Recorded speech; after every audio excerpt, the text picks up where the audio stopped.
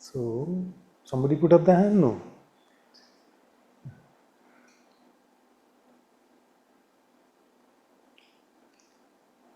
So when I say how do we start, I mean, how can I help? Well, I just wanted to let you know the last line of yours that I heard before I came up was when you said, when we love God fully and all our endeavor is towards loving God, then the other positions don't matter that much. Could you elaborate, please? A lot of times it is possible to get stuck in the qualifications of the seeker. What must happen for us to become a worthy seeker? We must have control over our senses, our thoughts must be pure, our actions must be top notch.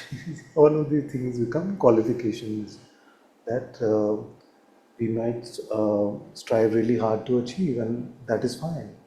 But sometimes it can feel like it is too far out, far fetched. Instead, or not instead, but what is most important or more important than any of that is, can we love God? How deeply are we in love with Him, or can we be in love with Him? And if we find that deep love, if we endeavor to actively love Him, to actively remember Him, make this life about Him, then all the rest comes into place on its own. So, our number one endeavor should be to love Him deeply in our heart. Then our insight becomes clearer, our servitude becomes pristine, and our love keeps deepening. This is the love that, if you love Him a million times more than what we do today, that would still be scratching the surface of the depth of His love. And the beauty of this, and I've said this often, is that this love, we cannot really determine the direction. You see, because as you love God, then you may feel that God is loving you. You may not be able to say that this love that I'm experiencing is me loving God. You may as well say that He is loving me.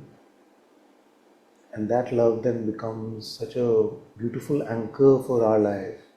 You see, because to experience a deep love like that, to be in a deep love like that, is the absence of fear. You see, when I have God in my heart, what will the world take from me?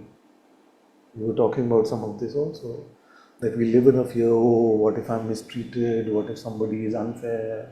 What if somebody takes something from me which was rightfully mine? But they cannot take God from you. And that becomes your most valued possession.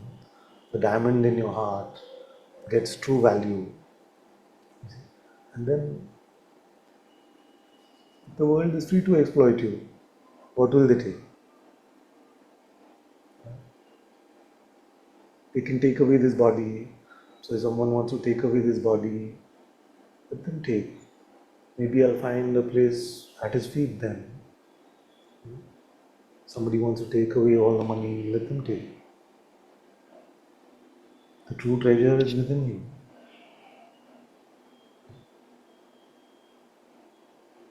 So then you become unexploitable, because the only thing that you really value is love for God, presence of God.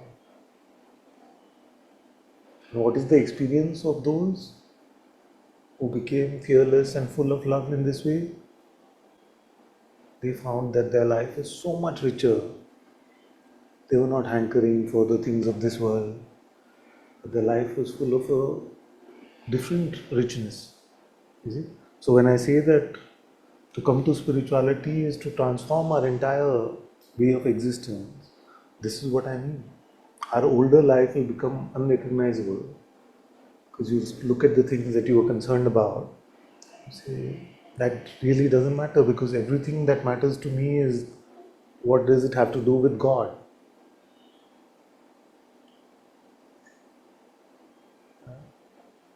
When we make our life about Him, then everything becomes okay. Does this help me in remaining in His life? Does this help me love Him more deeply? It all becomes about Him. That is a very beautiful way to live.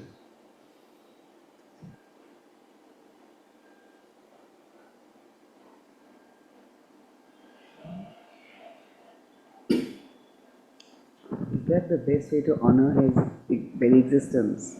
The more you honor his existence. Yes, yes. Because this love has a different flavor compared to the love of the world. In the world, we are used to a love which is give and take. You see, I love you, so you should love me. You see, I do this for you out of love, you should also do this for me out of love. You see? But this, the love that we feel for God, is full of reverence, it's full of awe. You see, that's what makes it devotion, because it is full of so much reverence that we are happy to be in servitude to Him. We are happy to follow His will.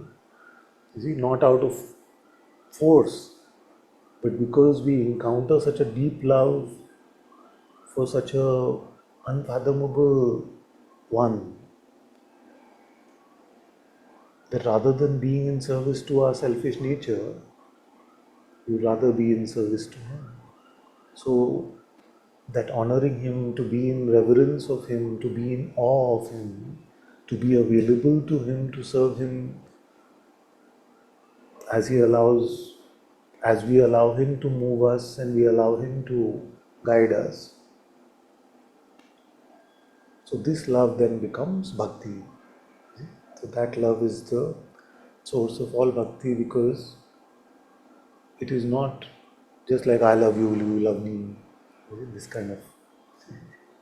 Because in worldly love, there's hardly any servitude.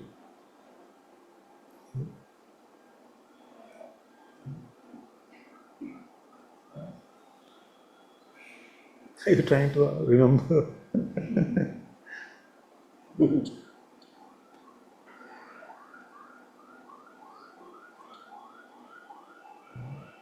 Deshbhakti, it's the soldiers who want to die.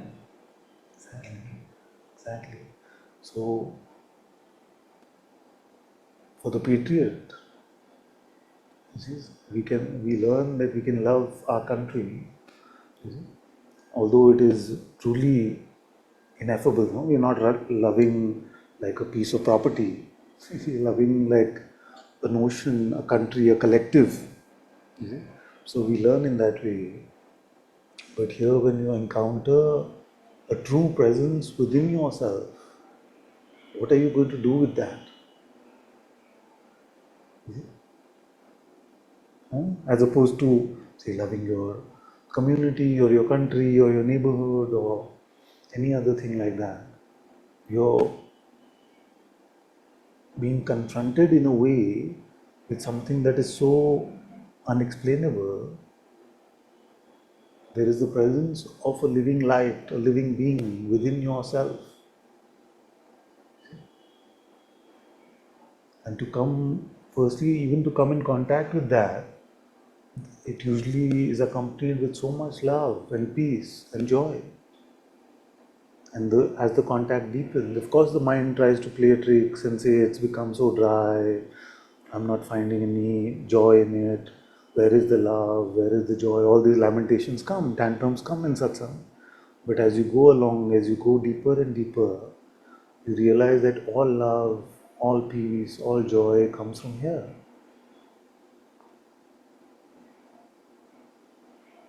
And you see that there's nothing to worry about left in my life, because most of us worry about the decisions we have to make, the choices that we have to make. But now we allow ourselves to surrender to this light within, the Atma within ourselves, and that one does everything if we allow it to.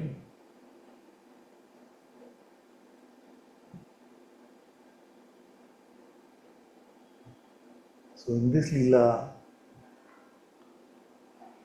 there will always be an apparent choice.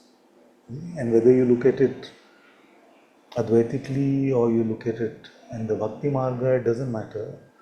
That choice you will have to make of whether you go with your egoic notions of yourself or you go with God.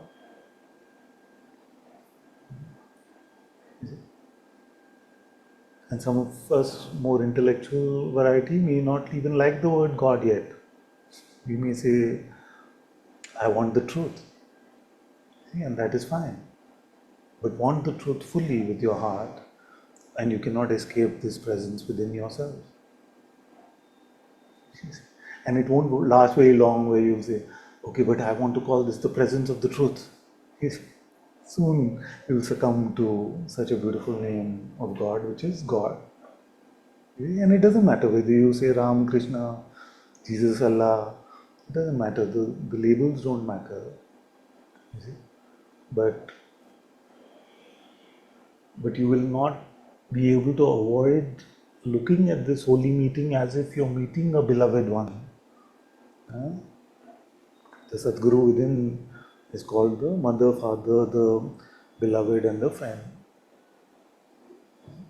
So we may try to make it very like scientific and objective and say it's all about the truth. But as you come in contact with this holy presence, love is bound to get you. It's bound to get you. So many start off as dry intellectuals and then also deeply in love with his presence because it is unavoidable. You cannot meet him and he does not gift you with the gift of love.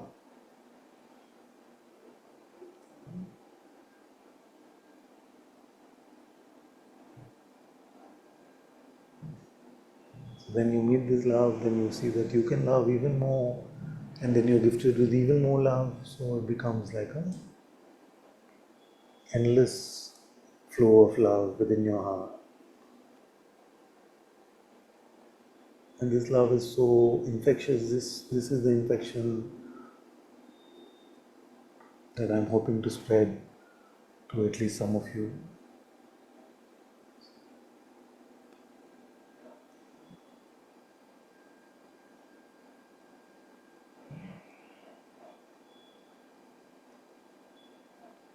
And it is not true that you have to be this way or that way, that you can only do the inquiry or you can only pray. Whatever, your heart will guide you. Your heart will guide you. Sometimes you may want to explore what is the true nature of myself.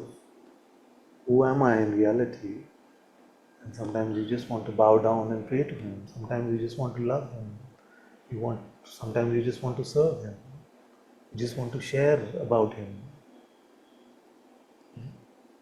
You don't have to make a timetable. You don't need to make a timetable because your heart will guide us.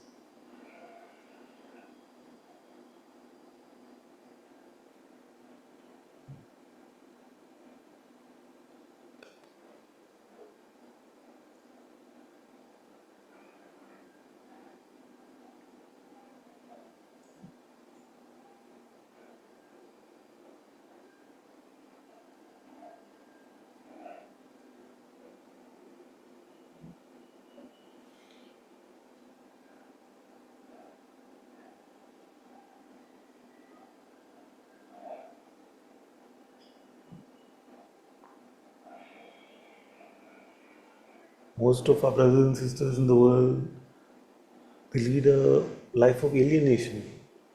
You see, alienated, separated from this holy light within, from the presence within.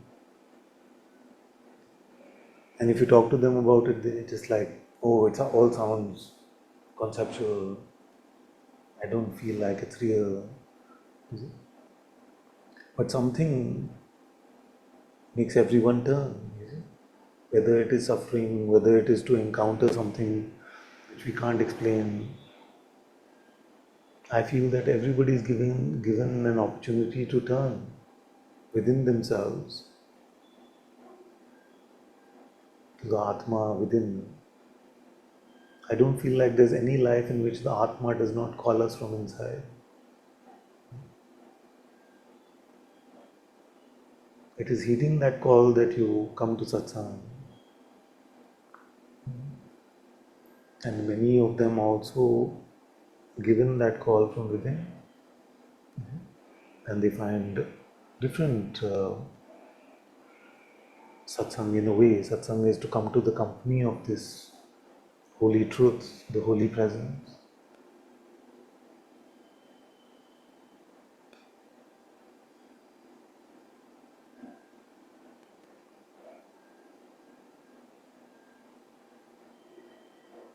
Why does God call?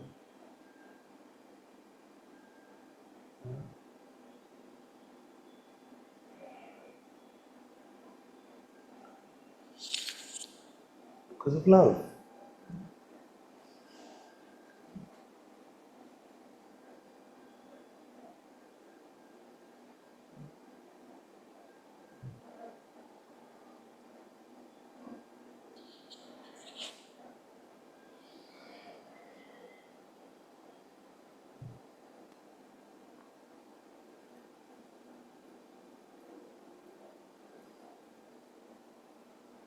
What is the Leela? What is the Maya? It's like God created this playground for himself playing as his children. And within that playground, there are all these supposedly fun rides. You see? But after a while, just like tired children, we stop having fun. See? Have you seen children in the best amusement parks in the world after they've been there for like 6, 7 hours? They're tired. They just want to go home. Do you want to do this ride? No, no, no, I'm done. Or maybe the mind is calling them saying, I always wanted to do that ride, but the body is tired, everything is tired. So they're miserable. The parent says, okay, come home. But the child says, what can be a better place for me than this amusement park? I don't want to leave this amusement park. This seems, in concept at least, like the best place. Then the parent almost has to force them in the way that God is almost forcing us. You had your fun, now it's time to come home. Why? Because of love.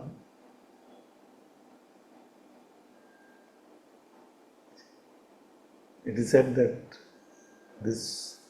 to be in His presence is to live in His kingdom.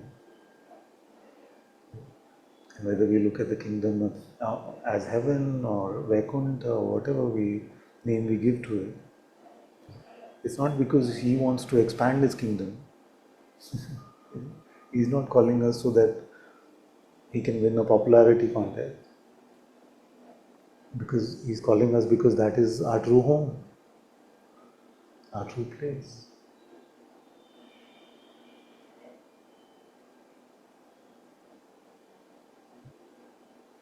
So initially all these things may seem a bit absurd. Is it true like that? Am I really being called? But if you just notice, instead of becoming too conclusive, you find that all this is true. Over and over, God nudges you, God prods you to change our way of life, away from selfishness, away from grasping, into a letting go, into a surrender, into a love, into the insight of our reality, into a deeper recognition, deeper than taking yourself to be this bundle of flesh. More important things than chasing money and materialistic possessions.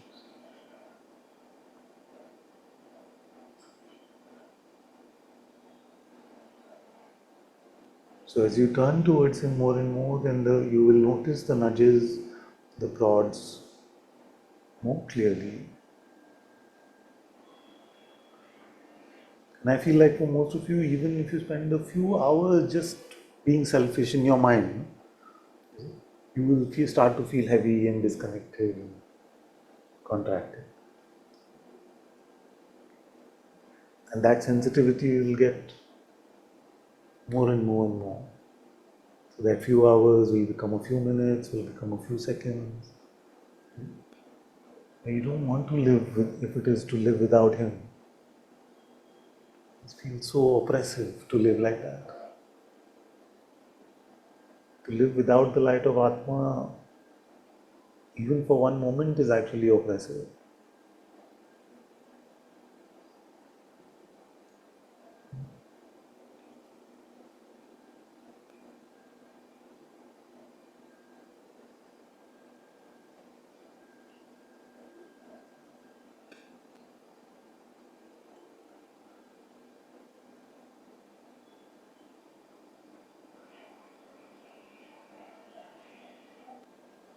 So we go from thinking that the Atma is fiction to knowing that the world is fiction.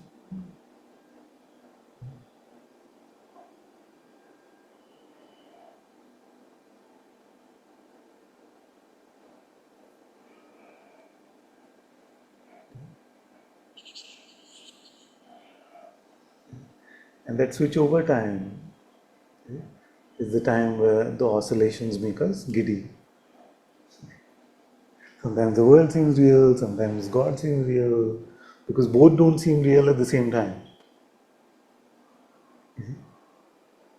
Unless we've made God worldly in our heads,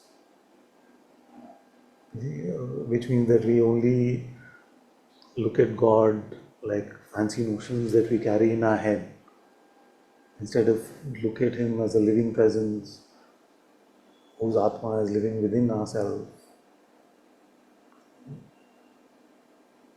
It is not possible to live in the light and to give a lot of substance to the appearance of this world. So we all going through that period of switching back and forth. Sometimes everything in the world seems so real, all these relationships, troubles, suffering, illness, injustice, all this seems so true, the world seems so real. Where is God then for you in your experience? Where is He then in your experience? Not there. It's hidden. The meeting of this light is hidden. That is the disconnection.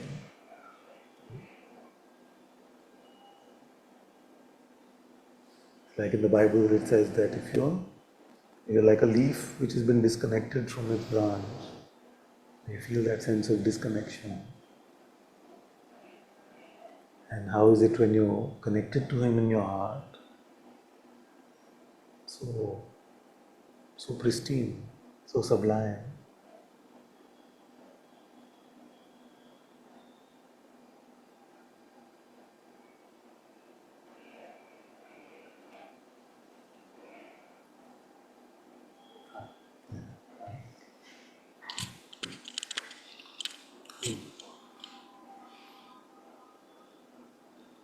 I want to ask for your help, but it's all a hodgepodge. I don't know where to. Let's see. What is the theme of the hodgepodge? So many themes in this past week. So good, then let's start with leaving all those themes. Tell me about right now. What is your direct experience right now? Perception. These perceptions are there. Who is perceiving them? I am. Huh? I am. You are. What does this I am look like? Or even feel like? Did you all catch the beginning of the conversation?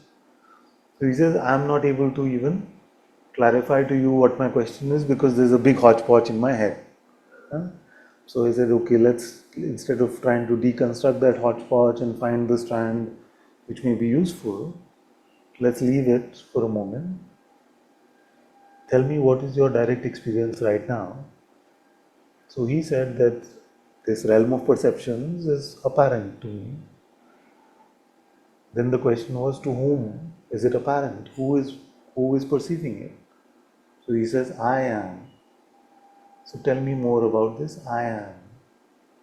Because therein lies the secret.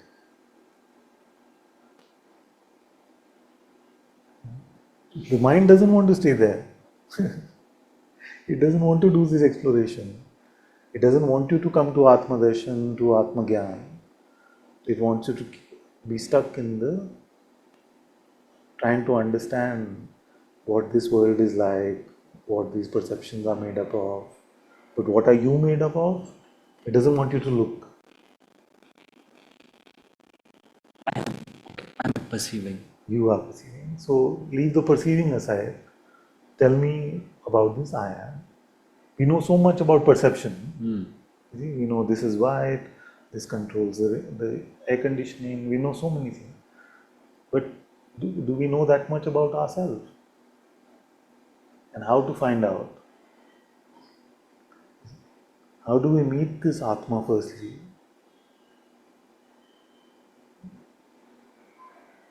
Huh?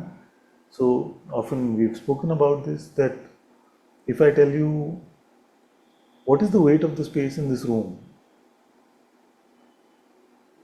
it doesn't compute. What is the weight of the space in this room? So to try and understand yourself or to meet yourself through empirical means, which is the means of perception or the means of thought, is not possible. But most of us believe that that's all we've got. So if I say don't think about it, and don't worry about anything you're perceiving, you say, but then I don't have anything left. Do you?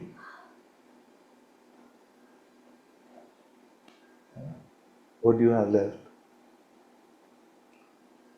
Without thinking or perceiving, what do you know? What do you know? Atma I still didn't get. Oh, I am perceiving. Yeah. Where's the Atma? The Atma. This I am is the Atma.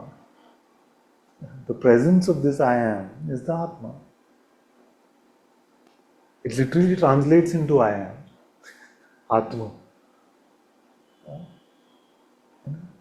मैं हूँ. It's like gives you the sense that I exist. मैं हूँ. I am.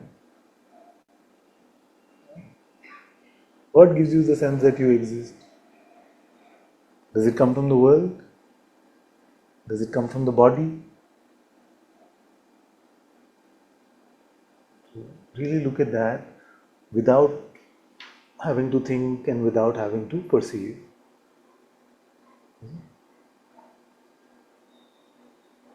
And you may believe that, but I don't know anything like that. I don't know anything like that. But you do.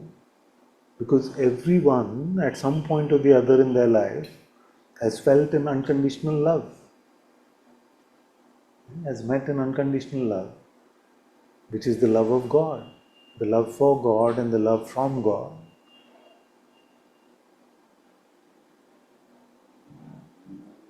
That you don't know through perception, because so often I've taken this example, I probably need to find a new one, which is that even parents who are very upset with their children at the moment are angry with their children. If you really ask them, so don't you love your child? They say, of course I love my child. They say, are you just making it up?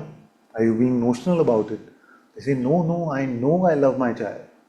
Even though the present emotion may be anger, the present emotion may be frustration. So this love is deeper than the perception of an emotion, deeper than perception and deeper than thinking. So often I've said that all the best things in life we know like this. How do you enjoy music? A bhajan comes, maybe it's in Sanskrit, we don't understand a word. But we still find so much joy in it, so much love in it. From where? For what?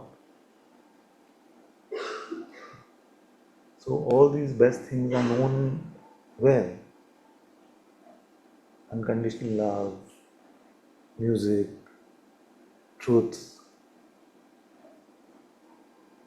the insight about what life is, the insight about what our purpose in this life is. Our mind cannot answer these questions. That unconditional love and music I'm able to appreciate, but I can't Yes, find but this. how? How are you able to appreciate? I don't know. I mean, This is what we must find out. how? It's like this, and it's frustrating because the answers are not here. Is it? But you say, yes, I do love music, I don't know how, so find that out. Because in finding that out, you will find out the how to meet yourself, to meet God's presence. Sometimes I just start listening to music. Yeah? I spent a lot of time listening to music, And and then I did enjoy it, yes. And lyrics also, I was sort of relating to all of that. But this Atma, listen to music which is not in your language. even instrumental, I listen to instrumental before going to And sleep. then why do you like it? What is so great? What do you like? Listen to a Bach, Bach composition, like air on the G string or something like that. What is there to like? But it's stunning. Something reminds you of a different place if you hear a tune like that. What happens? Where is that coming from? So I'm just pointing you to a different mode of knowledge which has been neglected in the human condition, where we become so mental and even feeling oriented about things, perceptual about things. But there's a deeper knowing which knows truth, which knows God, which knows life, which knows love.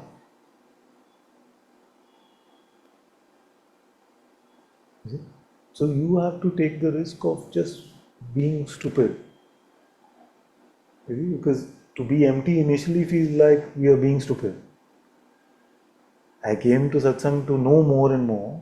He is telling me to be empty of all conceptual knowledge. We wanted to learn, we wanted to understand. Saying empty yourself for God, or for a while don't even know why you're emptying yourself. Just empty. These days, I'm not able to do that. Like, it's just that it's in that loop again and again, head heart, and we have these conversations often, and it comes back to the same thing. It's And I all want the to same try thing. something different. I don't feel like there's anyone in this room, including this one, who can say I'm 100% intuitive. So all of us in that loop, head, heart.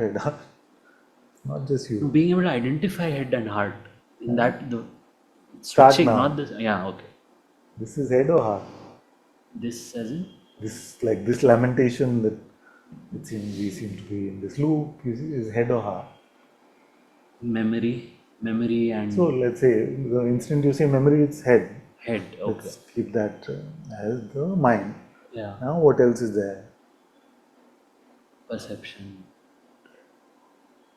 What is here which is independent of perception? Independent of perception.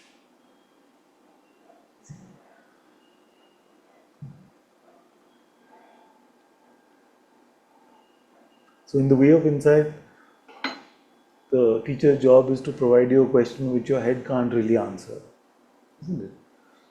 And yet you find an answer somewhere.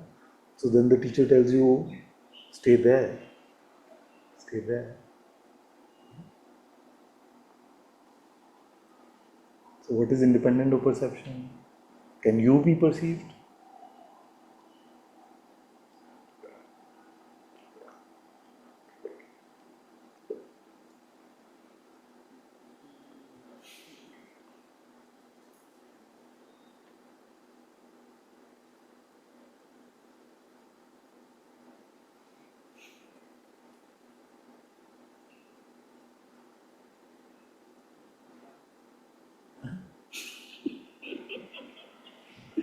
I don't know what we're doing, Father. We keep doing this so much.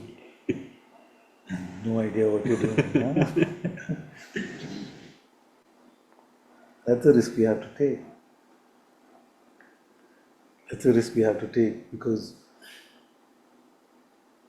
we've been rational for so long, but now we've come to the limits of our rationality, isn't it? Because your rationality is not able to tell you how you can exist and yet be unperceivable. Because how can something really truly exist and not be an object in this world? Because every object in this world has to have some attribute, some guna, some quality. But you are recognizing that that which is aware of all of these perceptions itself cannot be perceived. Recognizing that or not? You see?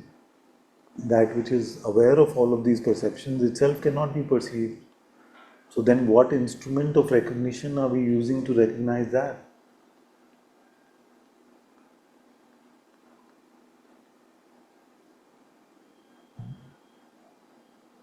How do we know that? Is it just a notional thing? No, you say, I know it. I am aware of every perception, but this I itself I cannot perceive.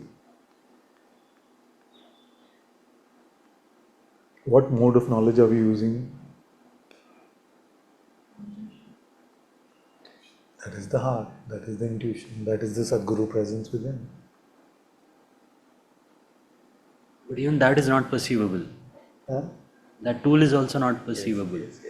So first, what is your conclusion about this? I am perceiving you, yeah.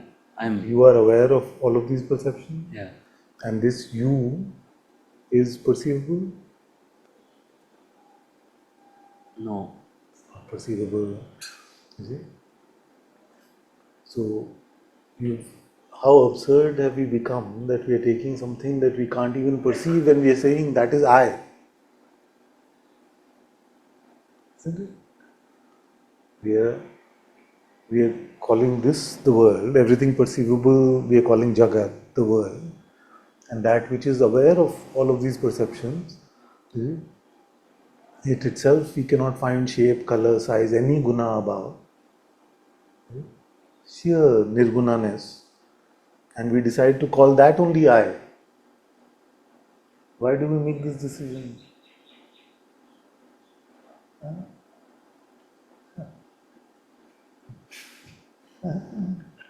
Is it a decision? It's not even a decision, it is so naturally and organically known to us.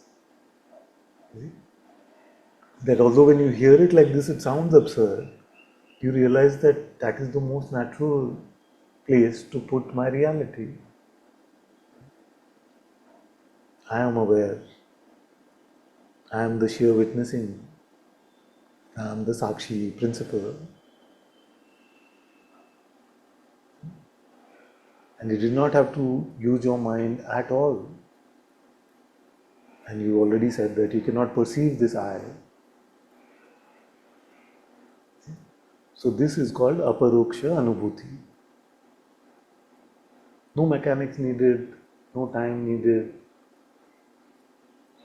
If you have the innocence of a child, it is apparent to you that you are this nirguna reality. Like it was apparent to you before we probably started thinking about it. So in that moment it was apparent, isn't it? So where did you know this? That this unperceivable one is I. This I don't know. Where do I know it? I don't know. But you know it, no? Who knows it? That's also Yeah, the thing. Who you knows? do. You see, either you do or somebody else's is third party information. I know. So it is you. Which you that is, that you don't know. Because when you say I don't know, you're using like a glass. But what you're finding about yourself is like the ocean. So the glass cannot contain the ocean. Okay?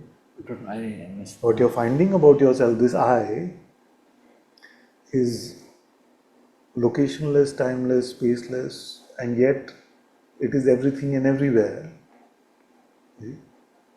And the place where we're trying to understand it, our mind, is like a tiny glass. They're trying to squeeze all this ocean, make an understanding out of it in that glass. But you can't do that.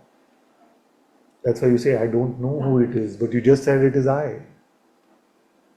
So either you don't know who it is or it is you. How can you say, I don't know who it is, but it is I? I'm not trying to confuse you in words. And we can go back to the bhakti conversation soon. But this is also joyful. Notice how our logic, our intellect is too limited. Because it is true what you say, you don't know who you are, but you know that you are that which is witnessing all of these perceptions. Undeniable. You're hearing the sound of this voice, so you're hearing sound, but you are not sound. You are aware of the perception of sight, but you are not sight. There is an awareness which is independent of the modes of perception, which is your reality. And you have said that you are that. But now you're trying to understand it, which we just can't do. So, when you're not trying to understand it, what happens? Perception. Okay. So, when we are open and empty, when you're just fresh, you're not trying to understand anything, is there just perception? Only perception is there. The world is there. Jagat is there. But there is no observer of it. Is it like that?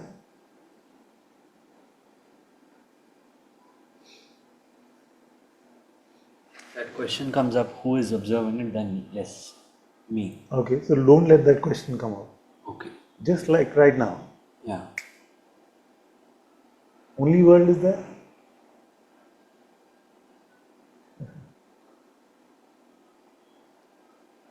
Nothing is witnessing the world unless the question comes up. Is that what we are saying? Or that which is witnessing the world is also in the world. What are we saying? Huh? It's all one. It's true, it's Advaita Vedanta which we are sharing anyway, but the way it came in response to that question, it almost sounded like a mental balm, like a mental escape. I'm not liking these questions. Let's just say it's all one. So I'm not going to let you escape that easily. So where are we? Okay, I'll help you a little bit. So where are we? We are saying that there are perceptions, this realm of perception, we call them the world, isn't it? So this is the Jagat, is the world. Then you say that when the question is asked, who is aware of all of these perceptions that we call the world? You say, I am aware. So when I say, tell me about this I, hardly anyone tells me anything. If I say, tell me anything about the world, we are happy, we have all our theory. I say, okay, now tell me about yourself, this I that is aware of all perceptions. The mind doesn't like that question. Or some of you have spiritual encyclopedias in your head, you may report from there. But if I tell you to tell me fresh right now about that I, you may say, I don't know. I don't know who that is. But you just said it is you. The thing, why do you say that I don't know who that is? After confirming it is you, you say it is, I don't know who that is, because it does not conform to any idea you have of yourself. If it looked a certain way, if it had certain qualities, if it had certain attributes, you would say, yes, I recognize that one, that is me. But this one is empty of all attributes, all qualities. It is I, but I don't know.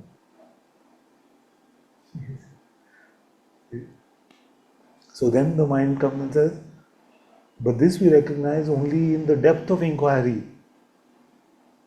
You really take us through it. Who am I? Who am I? Who am I?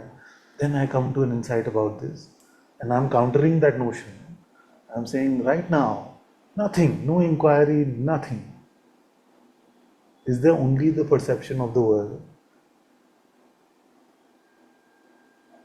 and no witnessing principle, no awareness? It's just that. And it is you or what?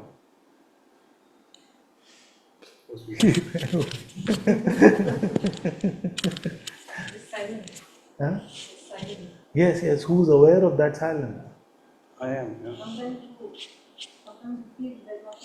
Yes, yes. This you is which one? The you that is aware of even silence, which in a way that you're saying silence, you're probably meaning the absence of all perception. You see, not just words. So it's just like an absence, a sheer absenceness. You see, a sheer nothingness. But you are aware even of that. So you must exist even in that sheer nothingness. You see? So if you are in the nothingness, you must be as the nothingness itself.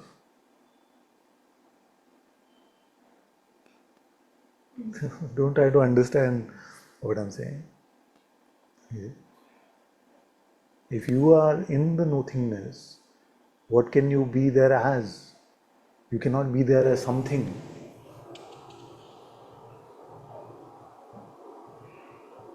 So this nothingness you are. But if you make it into just a notional idea, then even you will make the nothing into the something which is like the nothing. You see? So you can't even hold on to that. The empty which is absent of the notion of empty. The nothing which is absent of the notion of nothing. Then you learn to rely on the ineffable insight, where words don't do justice. Words can't just can't reach it. Because words are designed for this stuff, not designed for that stuff.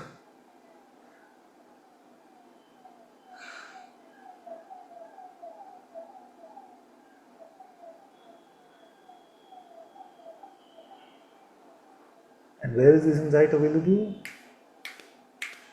Here, right now.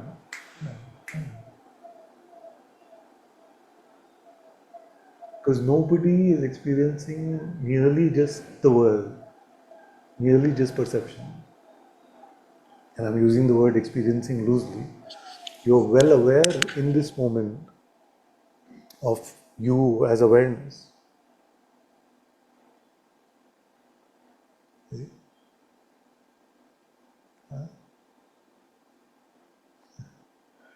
First satsang,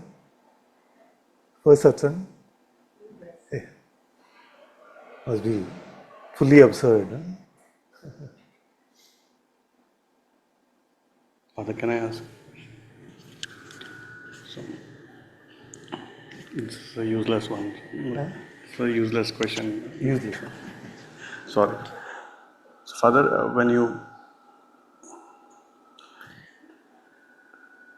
so the presence I feel is the presence of God, and so when you mention the love for God, Father, so to love the Swarup part of God is very easy and natural. Yeah. Love for Ram, Krishna, or any. And when you mention love for God, what do you exactly mean? Is it a love for Swarup or? So let's say, okay, we saw a beautiful picture of baby Ram or baby Krishna or baby Jesus.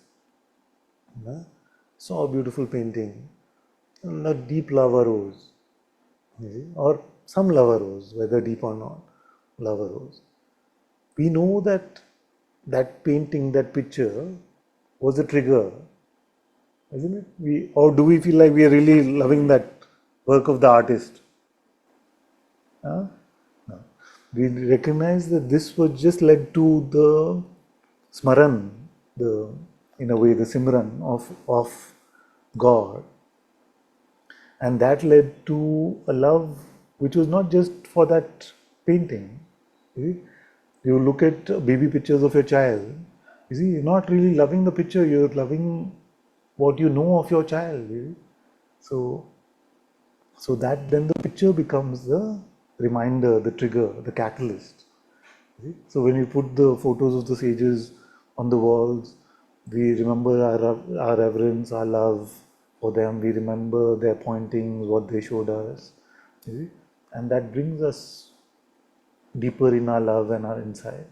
So when we say that love is easy for the Swarup, then let's use that, because it's actually not just for that.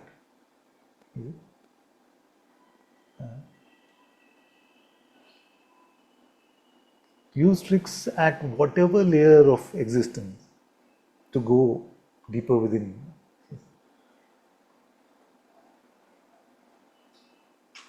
Can I make a confession? So most of yesterday went in watching Srimad Ramayana. So I ran through like 40 something episodes, and I saw all the scenes where he was there at least, and I saw some other scenes. So most of the day went in crying. Now I'm almost 50 years old. I'm well aware that these are actors. That it's a set. None of them is really Ram or Dashrath or Sita or any of that, isn't it? And yet, what happens? Why does it invoke this love, this devotion, this wonder about how was he like this?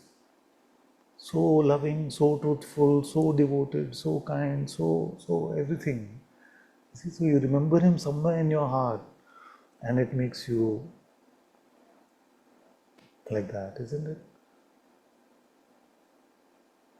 Now, is it love for that actor? Maybe full blessings to him for playing this role or whatever.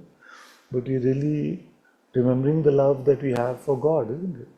So whether we watch The Chosen, whether we watch this, we realize and we recognize that obviously this is all acting and it's a show, it's a TV program.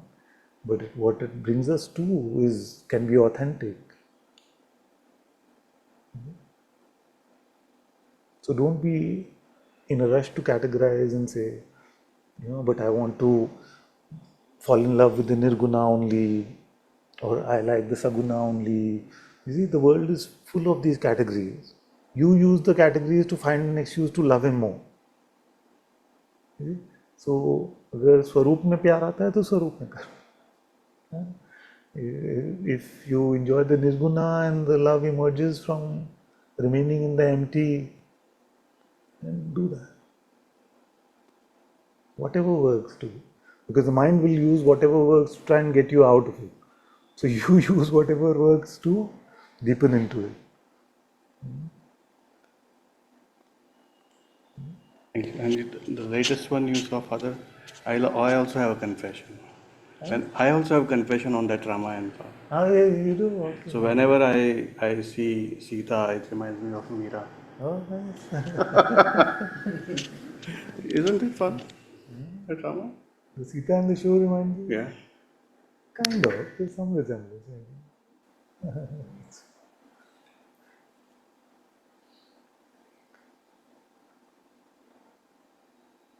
It's good. So I'm at some episode 48 or something. How many are there totally? Yeah, but how many have they released? Oh, on TV?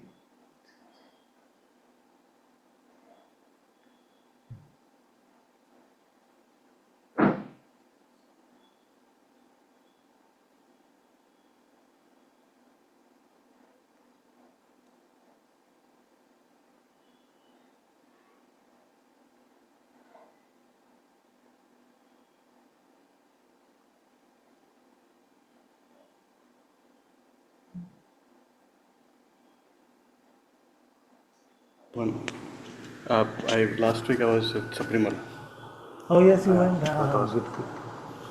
so Father, another question there is, there are millions of people there, or not millions, maybe There's so many people. thousands and all, but everybody is so desperate for God and darshan.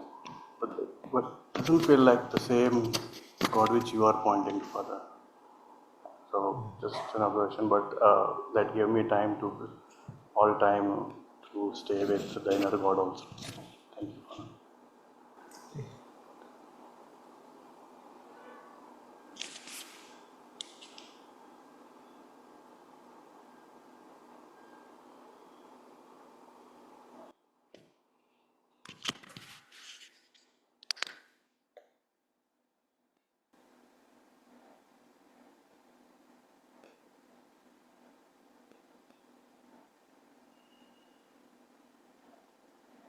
I was saying no to you that I really enjoyed this movie about Sabrimala, no? Malikapuram, and but it's the same thing. No?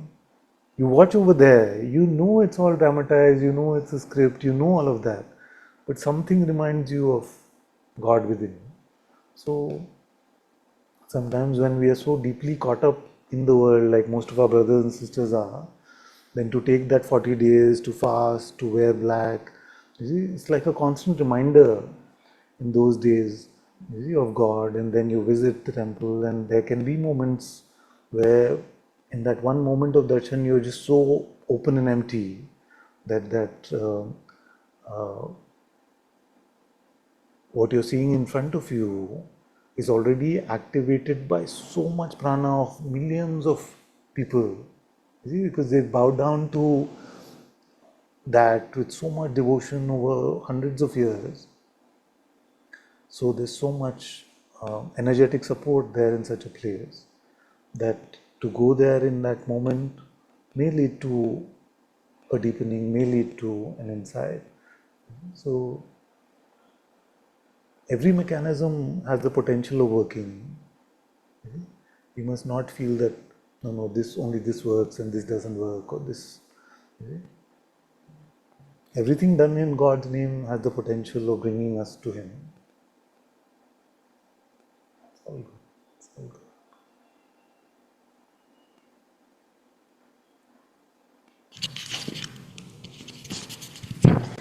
Father, I just want to expose that there's a lot of resistance coming. What is the message of the resistance?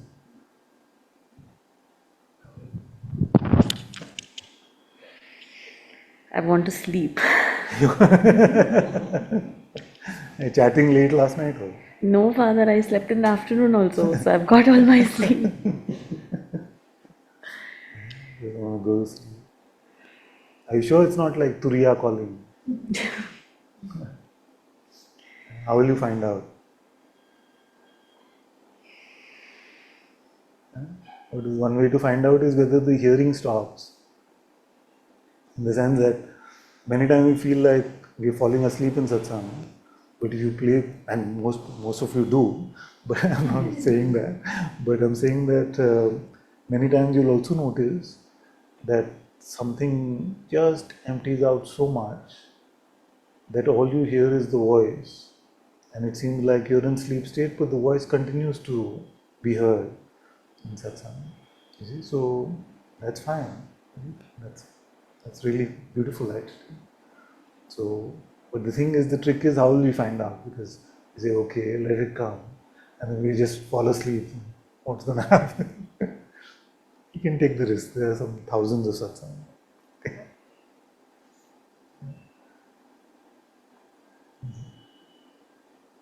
Because the way for the resistance to perpetuate is also uh, to add more resistance to the resistance. Like sleep is coming, don't fall asleep. Sleep is coming. Then it becomes even more. Then satsang seems like it's happening in another realm. Although it's happening in the same room, but there's this inner battle going on with sleep. It's just like, it doesn't seem like.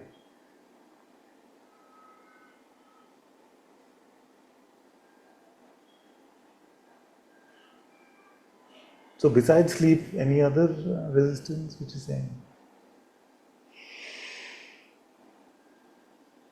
There is some. Because sleep I've surrendered to long back. Never happens over here, Father, so it's feeling very. But it's okay. So in the 7, 8, 10 years that you've been coming, if you sleep, fall asleep on satsang, it's okay. There's some fear also. Of FOMO. No. आज मैं सोऊंगी तो आज ही कुछ important बोलेंगे. Father, can you be serious? Everyone else you answer so seriously. Yeah. Yeah? When it comes to me, you're making all the jokes. You're telling me to go to sleep. You know, I heard something recently. Yeah? Convert your FOMO into JOMO. You know what this is? Joy of missing. The joy of missing. No, Father, now it's become phobia. Fear of being included. Huh? Fear of being included. Phobia. Phobia. So when you get invited to a party and you're just like wanting to read a book at home, I'm very familiar with phobia. Yes.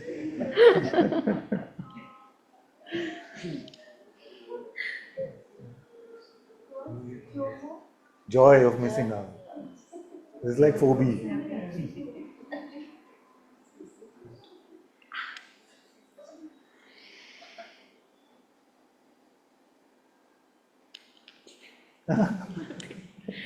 What should I take seriously? You're not I'm taking getting anything. prepared to be serious about it. I'm not saying anything.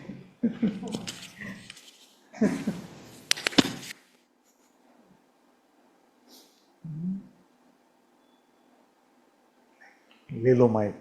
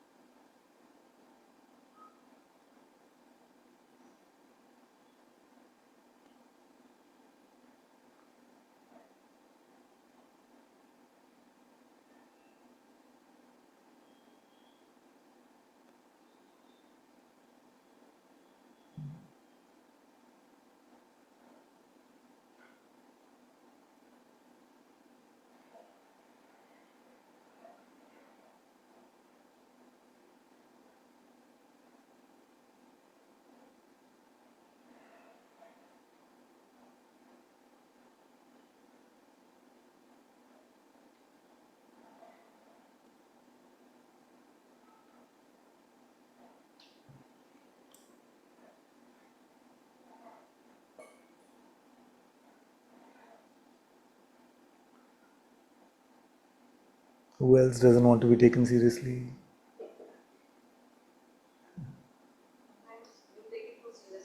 Huh? Sometimes we take it too seriously. Huh? Chill, chill.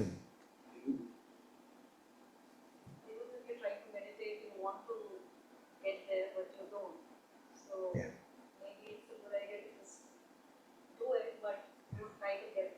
Yeah. Is that right? Yes, yes, because the point of meditation is to rest in the Sadguru presence within, in our intuitive light within. And there is really no trying. There's really nothing you can do with that. So the trying must be when the mind is giving us resistance, you see? Then to follow what the teacher has told you to do, to let go of the false. You see? So Bhagavan Sri Ramana Maharishi had a beautiful way to explain this. He said there will be a point where to keep the heavy bags down may seem like effort, you see, but we must make the effort because it's like you're traveling, you boarded the train already, but you're carrying the bag on your head. You see? So as long as to let go, to come to effortlessness feels like effort, we can make the effort. But once we come to the Atma within, then you can't try or not try. You see, over there's no instrument left. You just have to be guided, be moved by His light.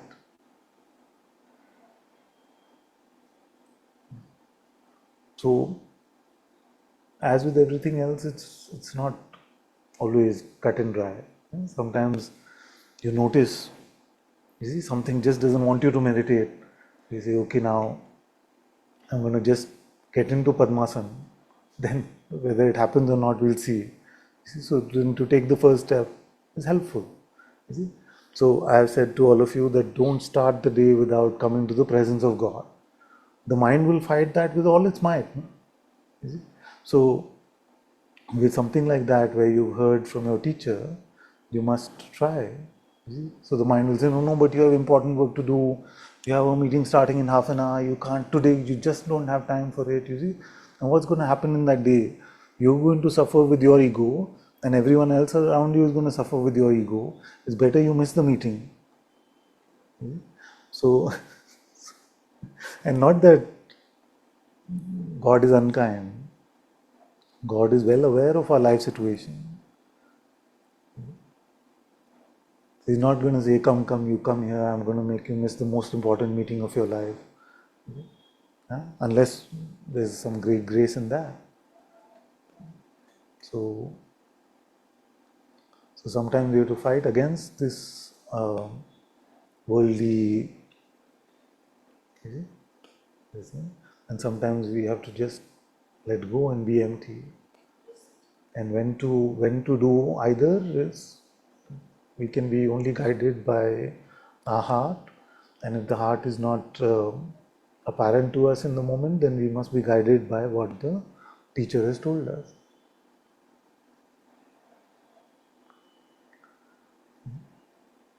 So if you commit that every day I will start only if I am apparently clearly connected to God's presence, to the Atma within, then just hold on to that commitment, come what may.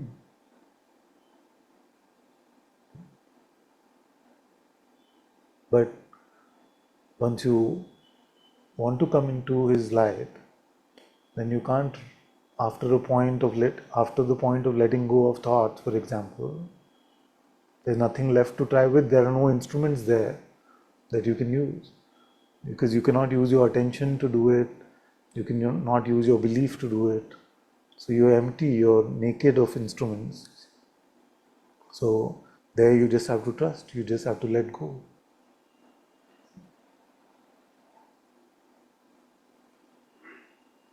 It's a beautiful play, which unfortunately or fortunately, maybe fortunately, we cannot templatize and say it has to be like this, has to be sometimes like this, sometimes like that. As long as our intention is God, then either this or that will lead you to Him. That's why I keep saying intention trumps method. Intention trumps method. If your intention is to love Him, if your intention is to be in His light, if your intention is to find Him, then there cannot be that He doesn't send you the method. I've never met anyone who said to me, I really wanted to find God. I really wanted to find the truth of myself. But I never came to the right method. Just not possible. Many times what happens is that the method keeps knocking at our door. And we keep saying, go away, imposter. It is not possible that we want God in our heart and God doesn't send the help.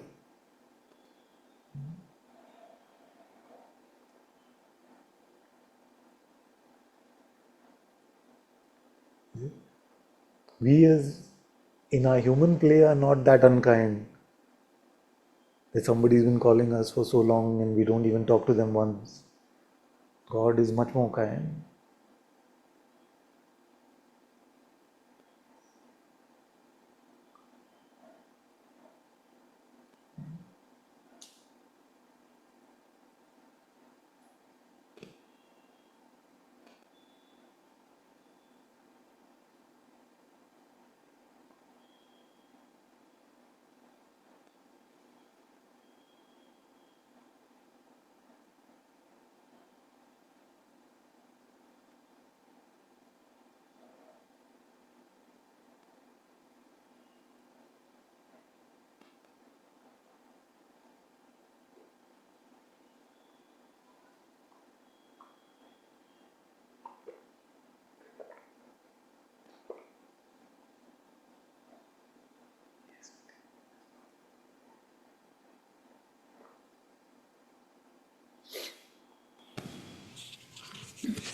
I just wanted to ask, is this like a two-way process? You do open and empty to make place for God, and then you invite God?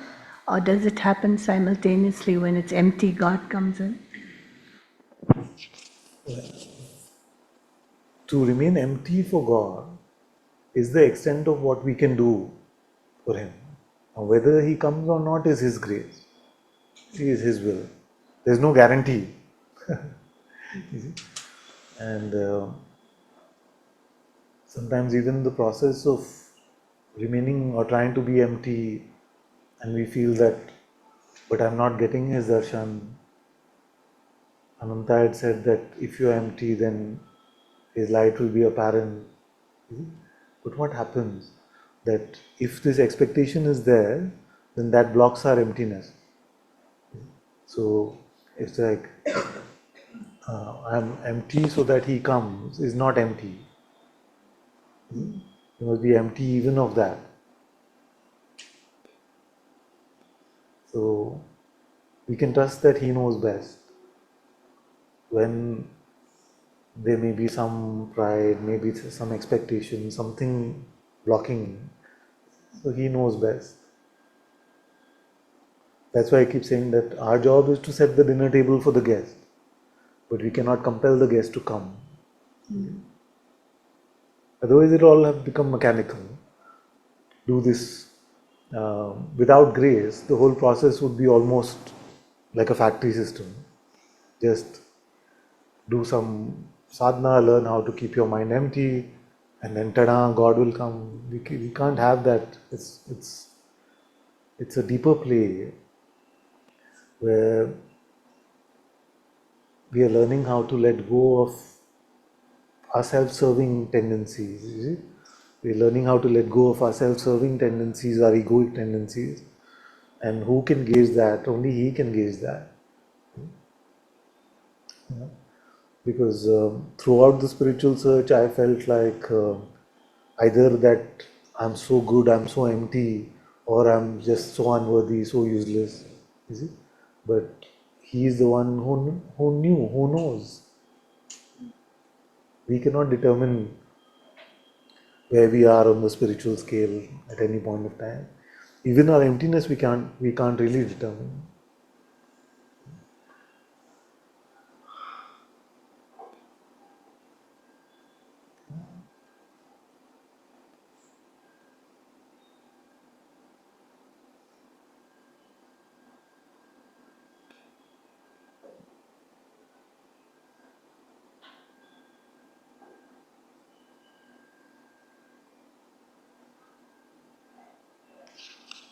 I feel it's easier to um, pray to God in the heart without being empty. Think Okay, it'll get empty later, or it's fine. It's fine because it's not. Thank you for reminding me. Thank you for reminding me. I heard this beautiful satsang which I shared with some of you also, that where it was a satsang which was more than 50 something years ago, because the one who shared the satsang, Sri Hanuman uh, Prasad Poddar ji, he left his body in 1971. So he said something very, very beautiful. He said that, talking about the same tendency, that we try to use negation, the neti neti, to come to the sheer ineffable recognition of reality, but many times the notions of the neti remain. The not this remains with us. You see? So those also have to be let go of.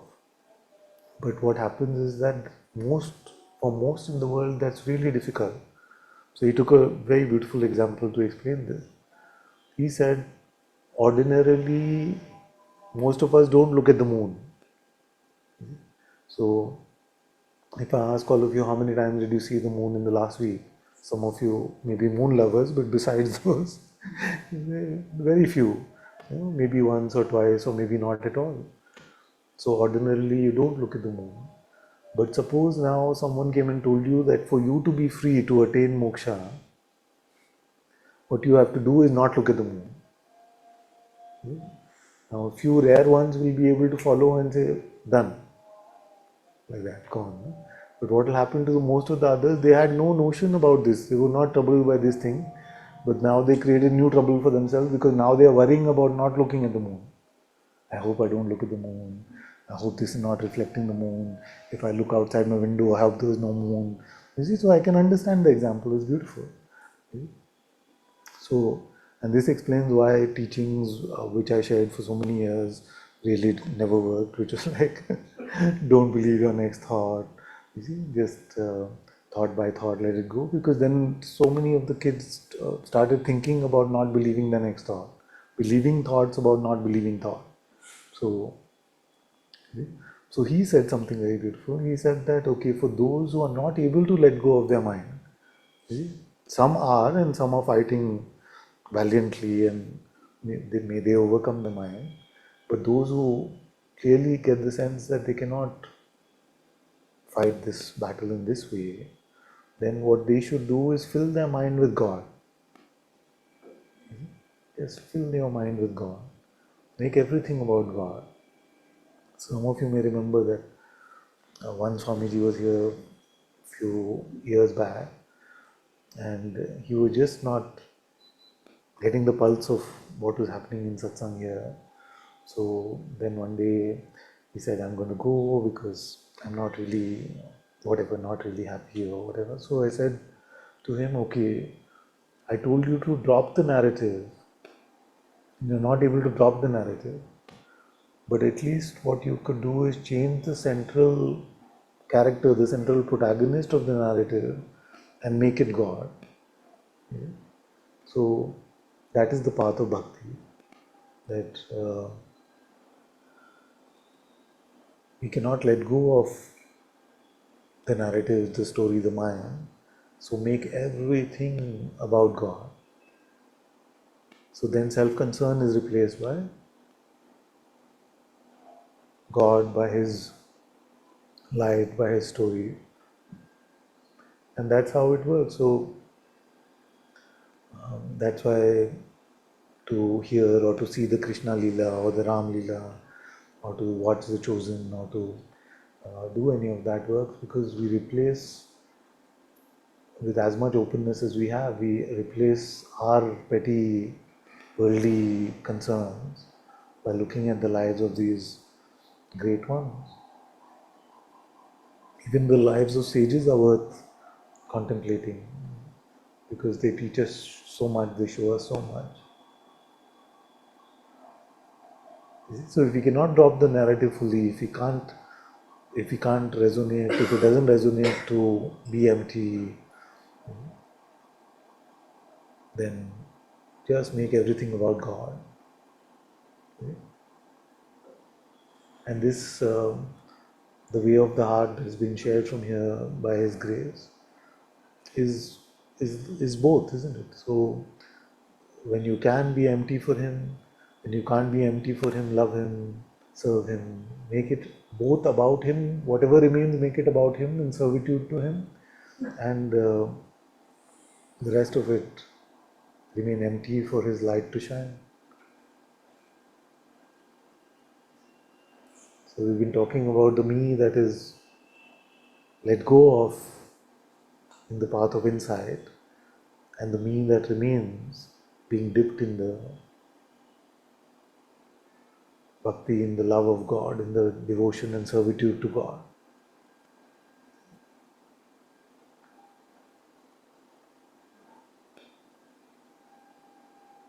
So I have, for the past so many months, really felt that it's not two distinct paths, and more and more it's becoming clear how Bhagavan said that these are two wings of the same bird, Jnana and Bhakti.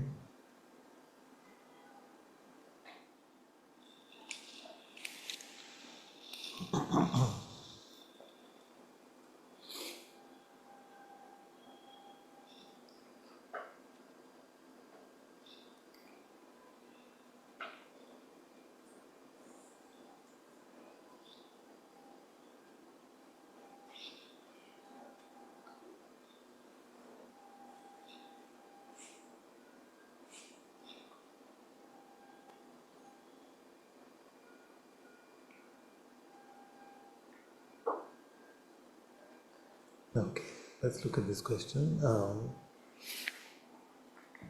I beg God not to leave, Father. It has become feverish, and any offense or fall from grace hurts, even for a moment. And I do use making these images of Christ as prayers an anchor. I really don't want God to leave me, Father. Please hear my prayer, loving Father. May Christ remove all offenses and sins from this existence. So grateful even for this prayer. Is this type of feverishness okay as opposed to the other kind?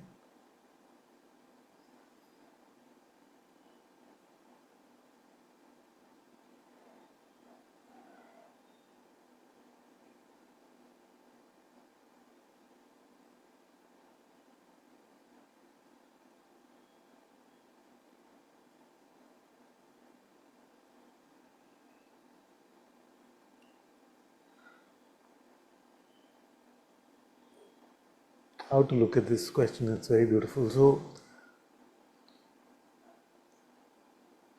if we say, God, help me,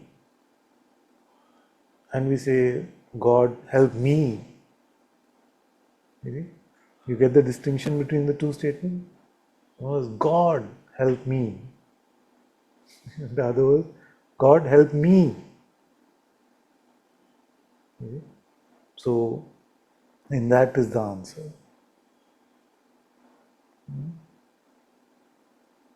Where is the emphasis?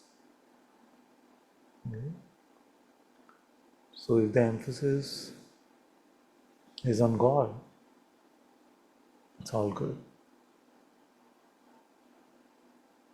And that is the sheer helplessness, the sheer innocence of a child with which we call for the Father,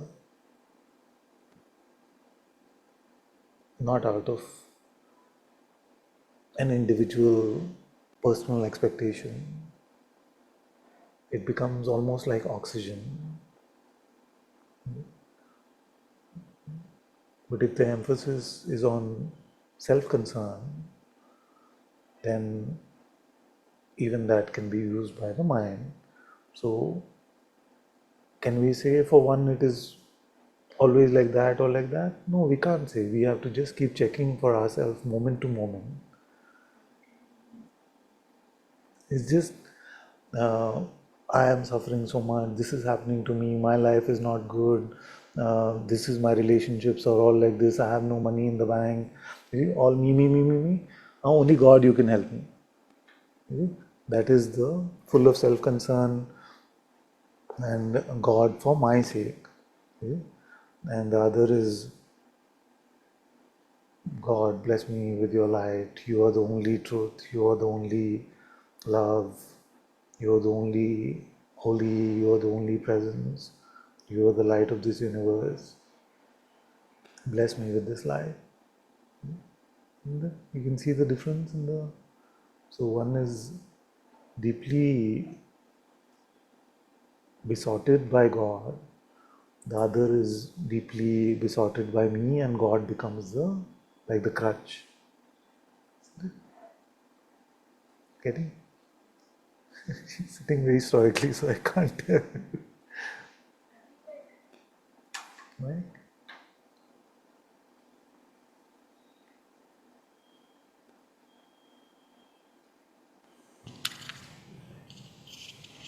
I feel like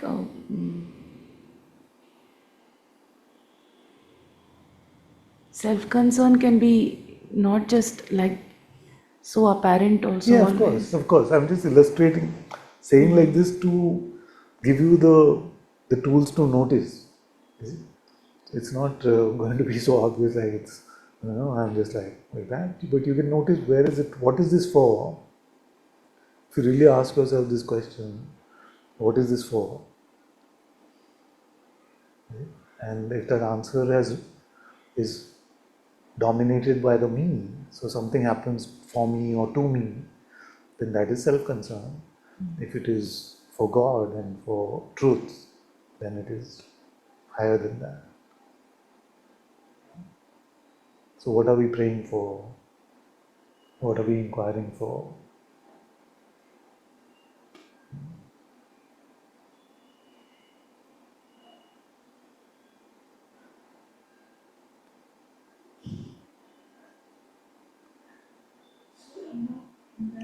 Those two statements, when These that are read? when we say that, I love you so much, God, don't leave me.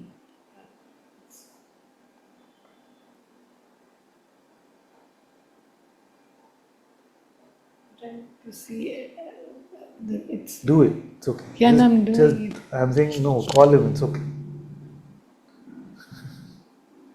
Be as feverish as you want and call him. Don't. Yeah. Otherwise, we'll get too caught up in, am I being self-concerned? Am I being? He'll take care. You said to us also that even if there's worry, then you bring it to God rather than you. You go there. Don't stay with it in this realm at all. So, I've fallen in love with using the metaphor of Krishna sitting in front of us because it makes everything so clear. So, Krishna is sitting in front of you. All of us are sitting, and Krishna is sitting in a beautiful throne on that side of the room. We're all looking at him. But there's one boy, one girl who just not looking at Krishna, not loving him, not wanting to sit at his feet. So you go ask that boy, brother, what is happening? Krishna is right here. He said, no, you know what is happening is that I may lose my job tomorrow, so I can't focus on the fact that Krishna is there. So what would you tell them? I would say, okay, if this is bothering you so much, Krishna is right here, why don't you take it to him? He will tell you what to do. So rather than distracting yourself from him or allowing the mind to distract you from him, because we have a notion that I can't bring anything specific to God, you're not meeting God because you're sitting and worrying about that specific thing.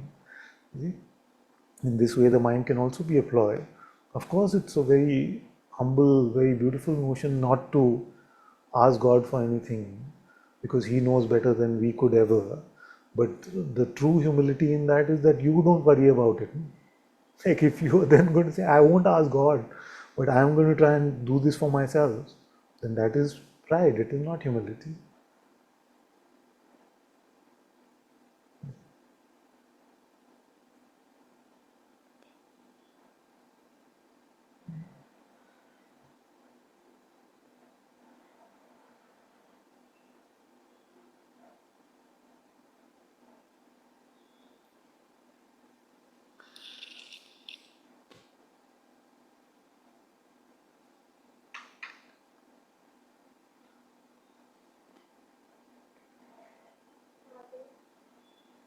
Yeah.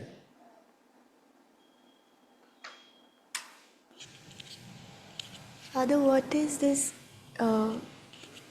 What is intuition? Like, What is intuition? I come to an open and empty, and I Yeah. feel the presence, and then where is intuition at play? So, what we recognize when we are empty, without use of perception, without use of having to think, that is called an intuitive insight. But I can't do it, no? Huh? Can I You use can come to intuition? empty, but you can't, then you have no levers to press and say. Intuition not a So, tool I can use, no?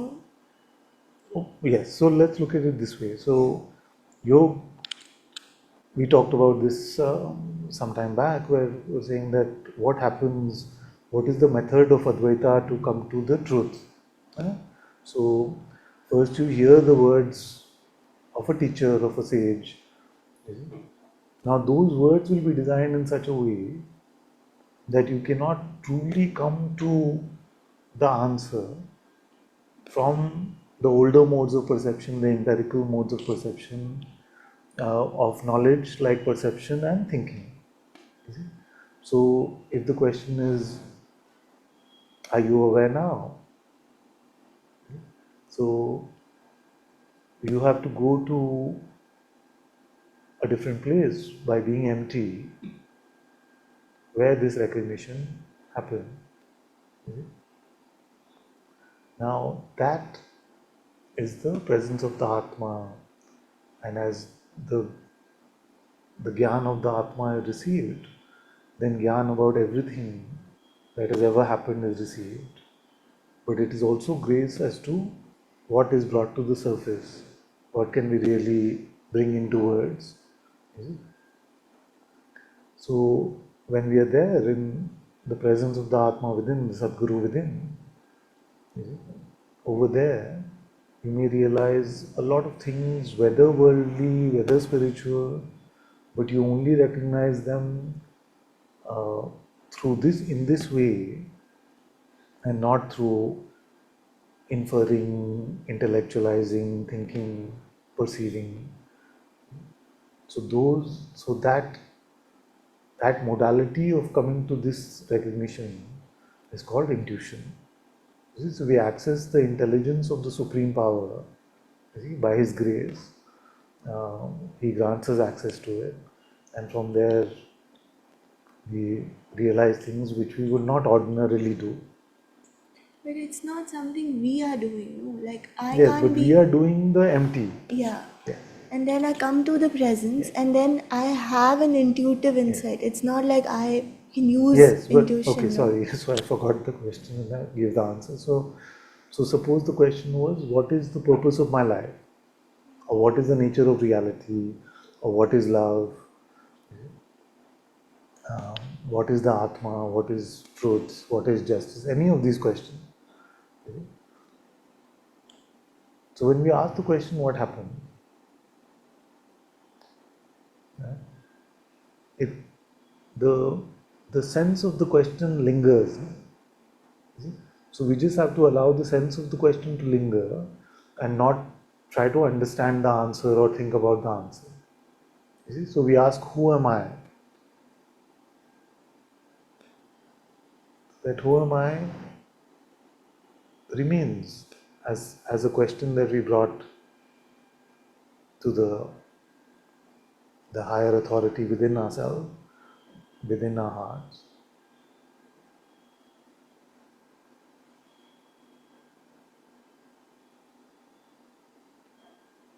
And that is called contemplation. So when I say contemplate these questions, this is what I'm asking you to do.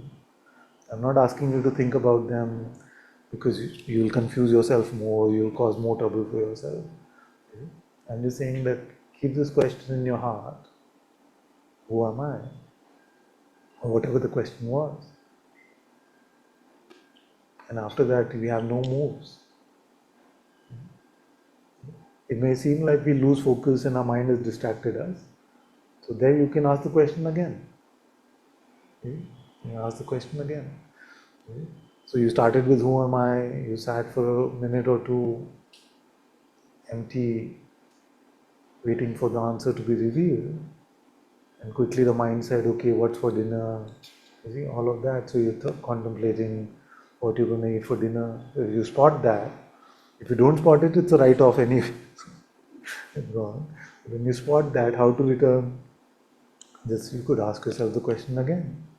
Many times just in the spotting it, you drop it. You spotted it, it's gone. But sometimes you need to revitalize, reactivate the question by asking it again. See, that's the extent of what we can do. But we can't, like unlike the mind where we find the connections, you think about this, it leads to that. There in intuition, you don't have any such mechanism. That's why it requires a Can leap you of say faith. that again? Sorry.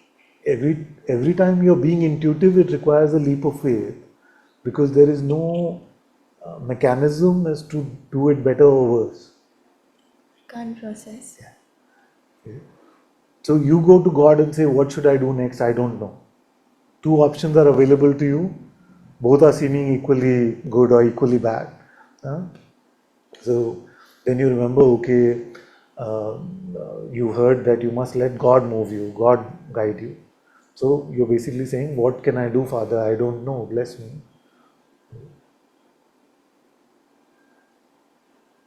After that, there are no mechanics, no levers that you can pull. You see, in the mind you may say, I can think harder, where did I go last time, what happened, I met this one. You see, all that we can do. But in our heart we can't do any of this. We are out of moves, we are completely naked. So, Father, waiting for that answer, Yes. like you said, Is a leap would of be, faith. yeah, Is a leap of faith because your mind is rushing you and pushing you at that time, saying, decide, decide. You're so foolish, you don't know anything, this is all a waste of time. These are practical things. You Is can't that bring them to intuition? God. You see? Huh? Is that waiting for God Yes, that to is waiting make, for the intuition to reveal the answer to you. yeah. It So, requires patience and courage because in the way of the world, you have to decide fast. You see, those who decide fast are valued. Yeah? This one is so quick in their decision making. The mind loves to speak first. So let it go, let it go, let it go. Don't rush. can I ask one more thing? Yeah. This, in this aparoksha that you say, instant insight Yeah. and intuition. So, intuition is, how is, like, intuition's instant, but the wait for it is not like that. Intuition is instant. You go to the presence, everything that can ever be known is known. You see? But it is the grace of this Holy Spirit, of this Atma, which determines the timing of when it should come to the surface. You see, that we cannot force. That is why we instantly feel from lost to found. You see, like the beautiful song goes, that I was lost, but when I came to you, I am found. You see? So when we come to this presence, instantly we have this feeling of not being confused, not being lost. Everything is clarified. You see? So because you actually come to the place where everything is known, all past, all future, every timeline, every universe, every breath, every heartbeat, everything is known. You see? But that doesn't give you a cheat code in the Leela. You see? Unless God wants it to flow that way. And sometimes you notice that you know things which are going to happen, you have a sense of things, how they're going to unfold, because God's grace has blessed us to come for that intuitive insight to come to the surface. You see? So we can't force it to the surface, because only He knows best what should be revealed to us in this worldly play or not. Getting? So to come to His light, to His presence is already fully reassuring. Although we may be very conflicted by questions before we went there, we are fully reassured because we know everything. But we know everything intuitively. It's ineffable, not wordy yet. You see? But when grace decides, okay, like a bubble from the ocean, something can come to the surface. When it comes to the surface and may come out through our mouth, you see, or come out as a thought, or come out just in our heart as words guiding us. You see, like God speaking to us. So this is how it comes to the surface. Father, like you, if you see something and you come to some new insight or something, then you say, then it should just be like whatever, like because you already know it. But it's not like that, no? It's so it's kind of known and not known. Yes. Is it like that? The joy of it hitting the surface Yeah. is there. Yeah. You say, That you had words to say it, or what is it? in a way that I'm able to uh, Put words to it? put words to it, to express it. So many times over the years in Satsang, you heard this one say that something is coming to say, but I don't have the words for it yet. Yes. You see, and you've seen it getting ripened, as it goes along. And I say, this was the theme that was coming. I don't know what it's about, but the words will come. You see, and there's no guarantee that they will come, but you get a sense that something is ripening, something is getting ready to come to the surface. And when it is expressed like that, it is joyful. But all of it was known. Huh? But it was completely known. Yeah, and how do you know that? Only intuitively. So only intuitively do you know that everything is fully known in our intuition already. I cannot fathom my Atma within being disconnected from the intelligence of its source, from the intelligence of the creator, preserver, destroyer. Because the Atma is that. Father, I have no idea why I've asked you all this. It's good. You know, See, we just came to the surface. yeah, I have no idea why I kept asking you. Because this can be tricky. You know? Like if my intuition knows everything, then why don't I know everything? You know? Because that is not the will of God. You know everything in your heart, but whether it comes into the play of your life, that only God can determine.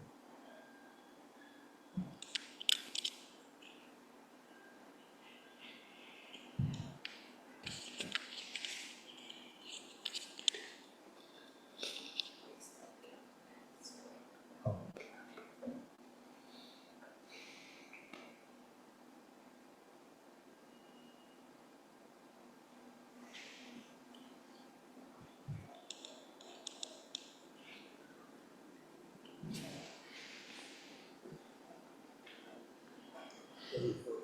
Oh, you are a good trick.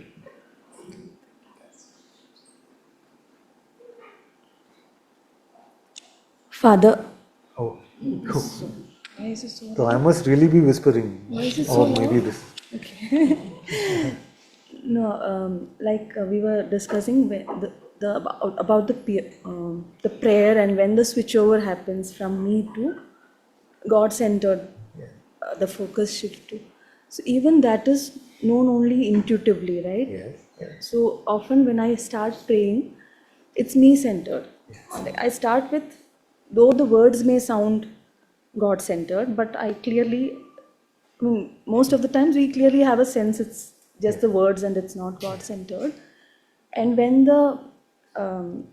it is fully from the heart, like fully helpless from the heart, then the switchover happens. But as you said, there is no guarantee when that switchover happens. Yes.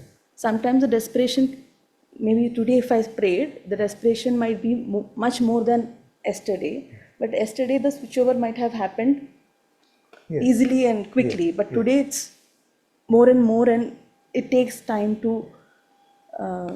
Is it like that, or? Yes, it's just like that. In a way, it's just like we have to keep sending the application into the higher authority. For him, it's for his grace to even make us godly is his grace. To make us rely on his grace is his grace. You see, all this is his grace. So, but we must remember to keep sending the application in. And when it becomes God-led, then we know it, right? Yes, you know it. We know it. In your heart, you know it. We Yes. clearly know it also. Yes. And we must be careful not to convert that heart knowing into mind. No? Yeah. But that sense comes from the heart, right? It's It not comes from the from mind, right? It comes from the heart. It's very apparent in the heart what this is about, what this is for, whether it is personal or it is for a love for God or a love for truth. See, we know it in our heart. And if the good things we know in our heart, then we take them, we make them personal in our head. That's how we have to be careful of not making it spiritual pride and these kind of things. Yeah. So, I'm just gonna repeat because I don't It's know okay, why. yeah. That I can't use intuition, no? Yeah. I can't do it. I just have to be empty, and intuition is what God does. On God's. In the sense that you can say that if you say I'm going to be intuitive about this, for example, Yeah. I'm going to use my intuition. The extent, what are you actually saying? That I'm not going to be mental about it. Because Not there's going no to. other way to be intuitive, Yes. isn't it? If you're saying that I'm going to be intuitive about something, you're basically negating our mental capacity. You're saying we are not going to be mental about it. We are going to leave it to intuition. That's the extent of the What I doing can of it. do. Yeah. Intuition can't be done.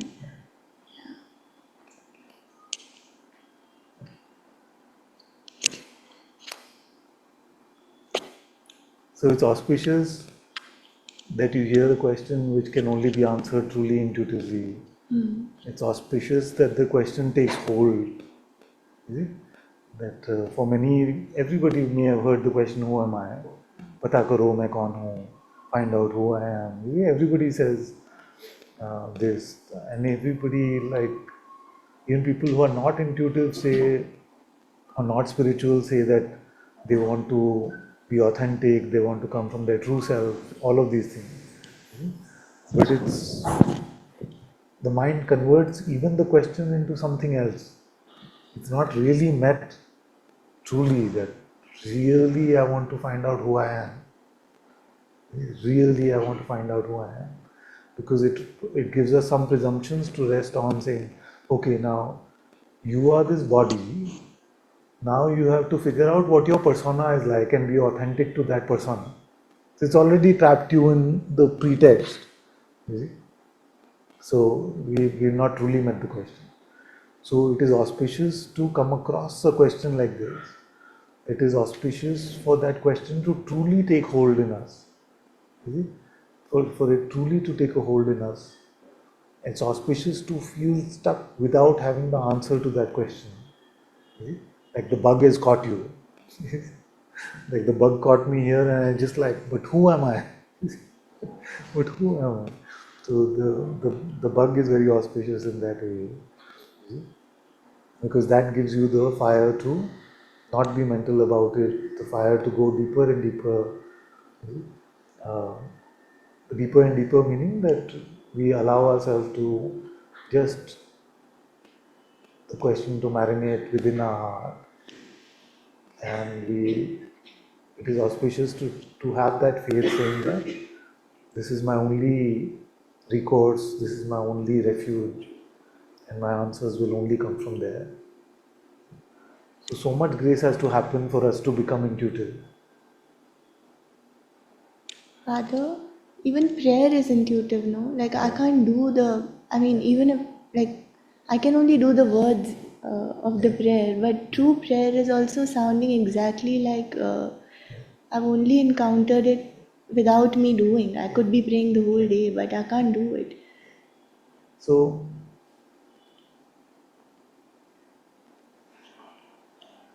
we may feel many times that our heart is fully silent. We may believe that our heart is fully silent. But as you learn to live more and more in your heart, you will find that your heart loves to sing praises of God. It loves to pray to God. So that is how the ajapa japa can happen. That initially it may sound like you are saying it just mechanically, verbally. Then it may seem like it's become mechanically, but only your lips are going. Sometimes just the moving of the lips keeps you focused on the prayer.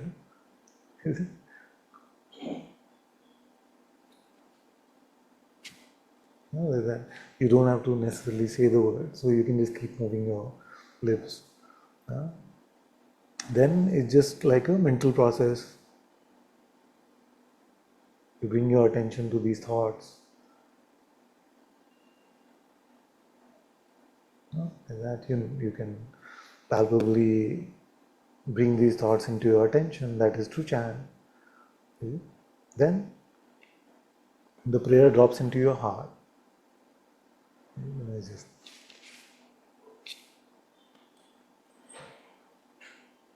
it's full of fragrance, full of light.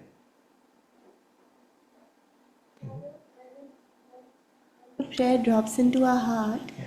Can it also go back into our head? Yes. Like, is it like a switch Yeah, it's initially? not a thing. It's like when the newer modes come into play, doesn't mean that the older modes have to go away. In the sense that the ajapa japa has started happening. So we should not feel that, oh, now it's ajapa japa, now I don't need to chant, I don't need to use the mala, I don't need to say the words, I don't need to do mental chanting, I don't, yeah, so no, all that can also happen, you see, because uh, we can never predict. It's not a one-time thing.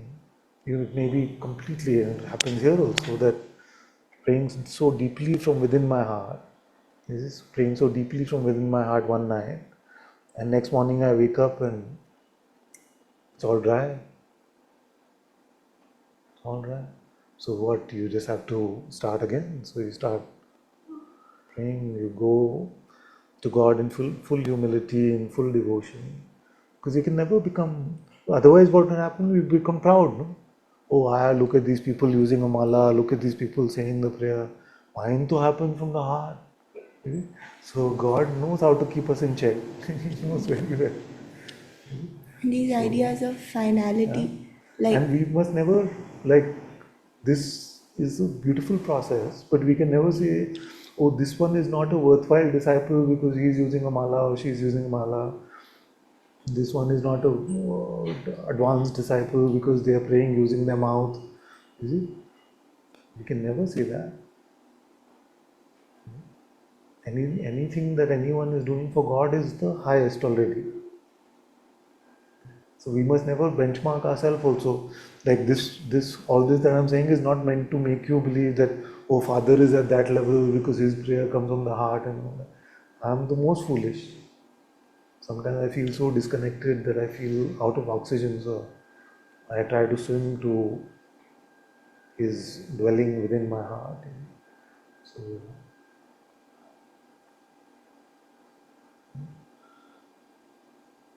no means are bad. No means are lower or higher.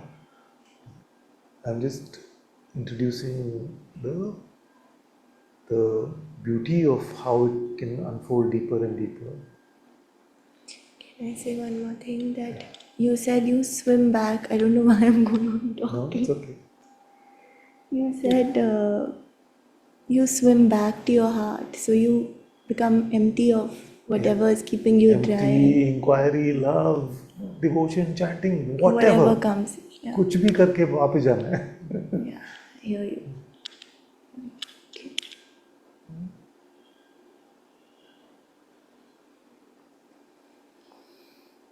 The one who's running out of oxygen doesn't think, should I breathe with my left nostril, right nostril, which way?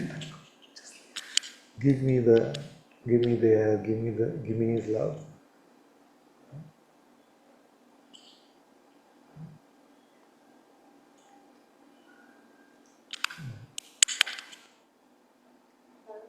Okay. It's about this? Yeah. Okay, first go to the top. In a sense, that resistance is also disconnection, no, Father? Of course. Yeah. That's all.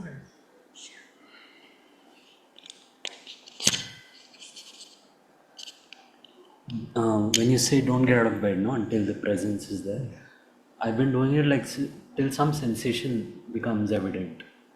But this knowing everything that can be known, what No, marker? don't make that the benchmark, because the mind will never confirm that, oh, now you know everything that can be known, because the mind is not capable to fathom that.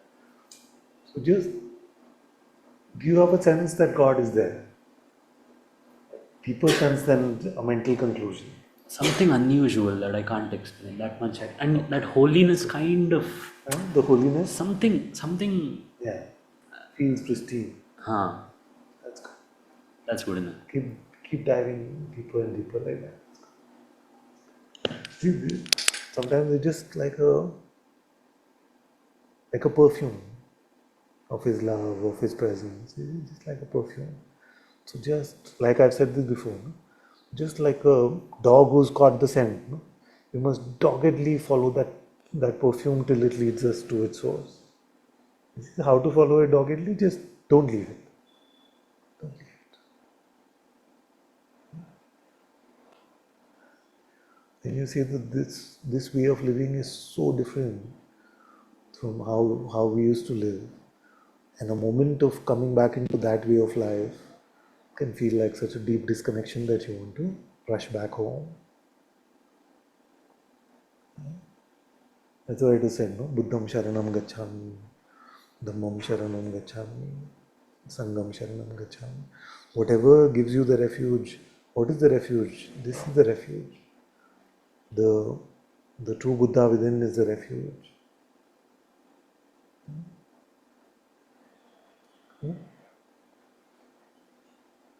Right. Is it on? Just put the button. In a sense, I feel like it was the disconnection which was when I said that it was feeling resistance, and it was feeling very like a fish out of water in a sense, Father, that what's happening, and that was pulling. It was like something trying to pull down.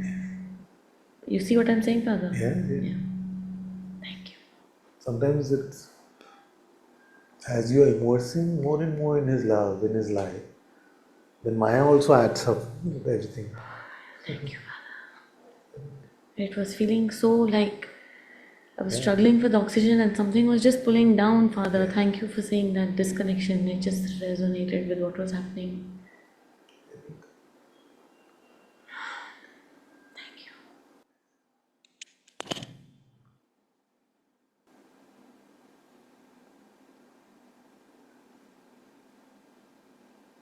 So my advice to all of you is that you heard enough, you learnt enough in Satsang. Yeah? Now you must make your life about this. Make God central in your life. Make the truth central in your life. All the tools are with you. You know how to inquire, you know how to pray, you know how to love God, you know how to deepen in your faith, in your humility, in your servitude. Everything is there now. Just carry the intention to make every moment about Him. Father, but then it's almost like Maya's fighting back. Huh? It's fighting back with equal force, Father. It's It will never be equal. It may try, it may seem huge, but it can never be equal. Your fire to be with God, your intention to be with God will blow all this away. Don't fall for any scare tactics from Maya.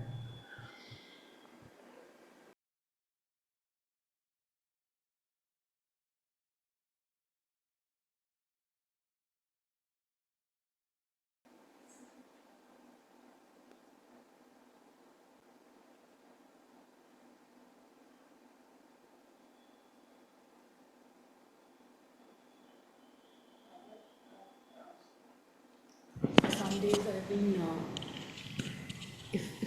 if I'm believing the mind, like say many times, like fear, and if I'm believing that I'm feeling fear or I'm feeling, and then if I swap it with, or if I ask, is Krishna feeling this, and it just becomes laughable. Like the contrast Contrast, is yeah. unparalleled actually. It's so laughable, like it becomes like a. Exactly. So I hear that when that sage said, just make it up. So you can't. It's like every moment there's a different tool that comes to hand.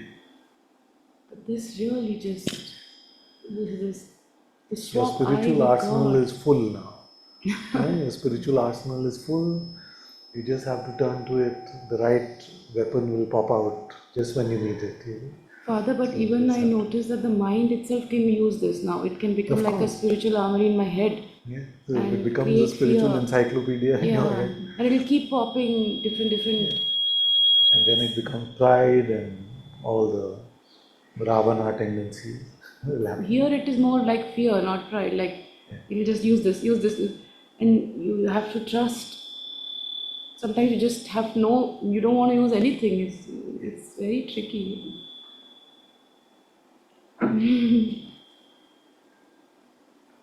Father, the mind even said that too much God now. It's like it's Of course. Abhi break lo thoda. No, it will say, no, God, how much God? How much God is enough or too much. And what is that voice which tells you, now this is too much, God? Can that be God's voice? But Father, in that Can moment, that be your voice? That's what it's posing as. No? It's the voice of the trickster. Who's to regulate how much is too much? I thought we all said our life is fully only for God now. Yes, but in the mind it says like that.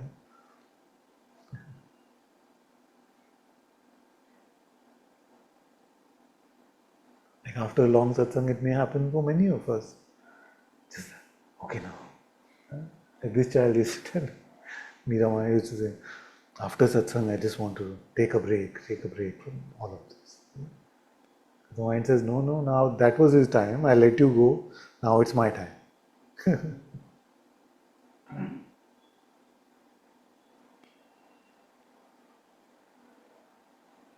Then check her life on this.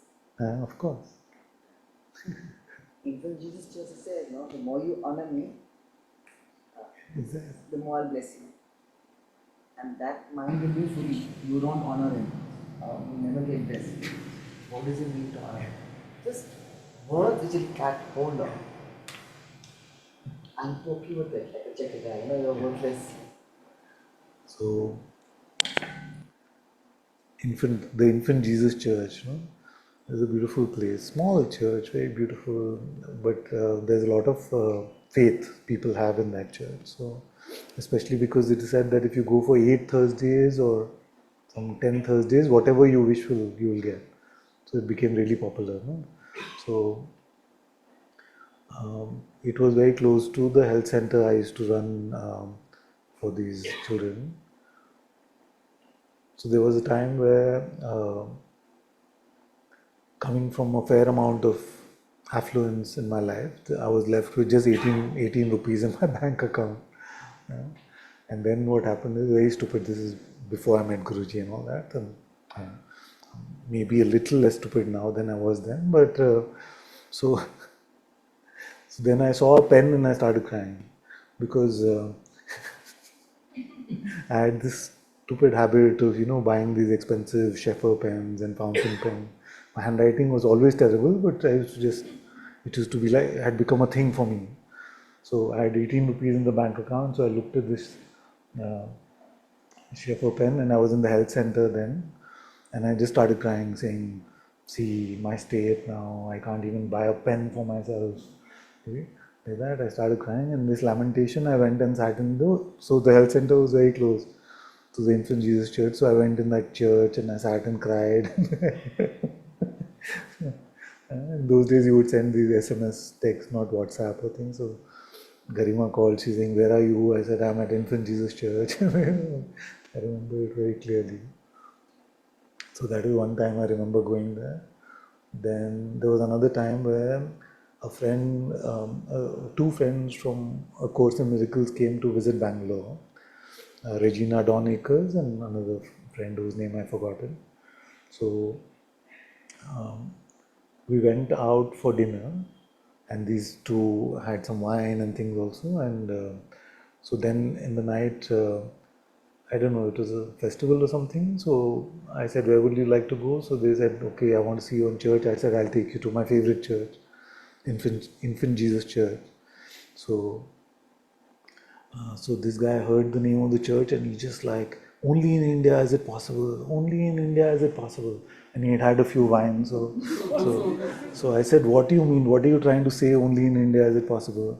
Because I kept saying Infant Jesus Church, and with my mumbling, he kept hearing Infinite Jesus Church. So we were like the Church of Infinite Jesus. So like Advaita Vedanta. Only in India can it happen. We used to go quite often and light a candle. That is so cool. Infinite Jesus. That is so cool. We used to often light a candle there. And it's very beautiful because Christians, Hindus, Muslims, everybody come to that church. Everyone comes. Doesn't matter. I get stuck on that. The more you honor me, Like small blessing. What does it mean? The more you honor me. I'm showing you how to do it. In the sense, the more you dedicate your life to Him, the more you surrender to Him, the more. We were talking about this today, where I was getting some questions about, should I always do the long prayer ADS? Should I do the short prayer ADS? What is the Nirantar Japa? If you're going to constantly chant, what can I use? So I say that do that which is the most difficult but not impossible. See, our usual tendency is to just take the simplest, you see, but take that which squeezes you a bit. No? You see? So I was making a silly comparison with bicep curls. You see, so for that short period of time, like 6 months when I was working out, this is one of the things I learned, that if you're just using momentum, then it's not really helping. So it's like bicep curls, you do like this, like this, like this. With momentum, it just keeps you high. But if you do it in proper form, like that, that's more beneficial, right? You get the. But what has happened is that your last rep or the last 2 reps, you can use momentum, because at least that benefit will come.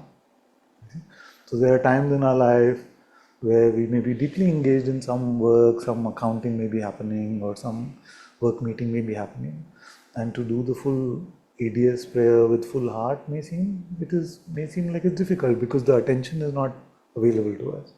So at that point of time, we may be just Ram, Ram, Ram, Ram, Ram, Ram. You can go on inside, yeah? And if your co-workers are fine, then maybe a little outside also is okay, but inside is fine. Yeah? But if you have full space available, nothing so important is happening in your life in that moment, then why would you not honor Him fully and treat Him with full reverence and say, you make the full prayer with a deep love and devotion? So I was taking this metaphor because I was feeling it's a bit difficult to understand. So I said, suppose you have a child, or you're a parent, and you walk into your child's room and you're saying, Beta, what about this? What about this? Have you prepared for this? Have you looked at this? Where do you want to go for dinner? And he's just going saying, You see? So then you feel like the child is not honoring the parent. You see? As if the parent comes into the room, which never happened, but the parent enters the room and the child is like fully available. Yes, pa. You're just like deeply conversing and engaging, and he's speaking to you. It's my utopian dream so much. So, so like that, you would feel like the child really loves you, is valuing you, is honoring you. And what stops us from doing it? I'm not even saying that you have to do this in the midst of your intense work or something like that. But how, like, we don't have to find the easiest way to make our conscience happy that I'm being with God. You see? It's like that, you see? So, in the midst of great activity, great things happening, you're juggling a lot of things, you see, and at that time you're just Ram, Ram, Ram, Ram, Ram, Ram, Ram, Ram, Ram, full momentum bicep curls. It's fine. That is very beautiful. That's the best, because at least in the middle of all of that activity, all of that stress, helter skelter, you still remember the name of God. That is the most beautiful thing. You see? But when you have nothing to do, nothing is happening, and you're just like ticking the box, Ram, Ram, Ram, Ram, Ram, Ram, there's no Ram, there's no meeting, there's no love, there's no depth, you see, then that is just tick in the box, no? As we say in the corporate world, it's just naam ke liye, this thing. So the same thing is the most auspicious based on the space life is making for you, and the same thing is just for namesake. It is still better than nothing. Don't get me wrong. You see, still better than nothing. But what stops us from being heartfelt and saying, Lord Ram, incarnation of God, have mercy on me, a sinner. Bless my heart with the light of Atma. Ram, Ram, Ram, Ram, Ram, Ram, Ram. What stops us?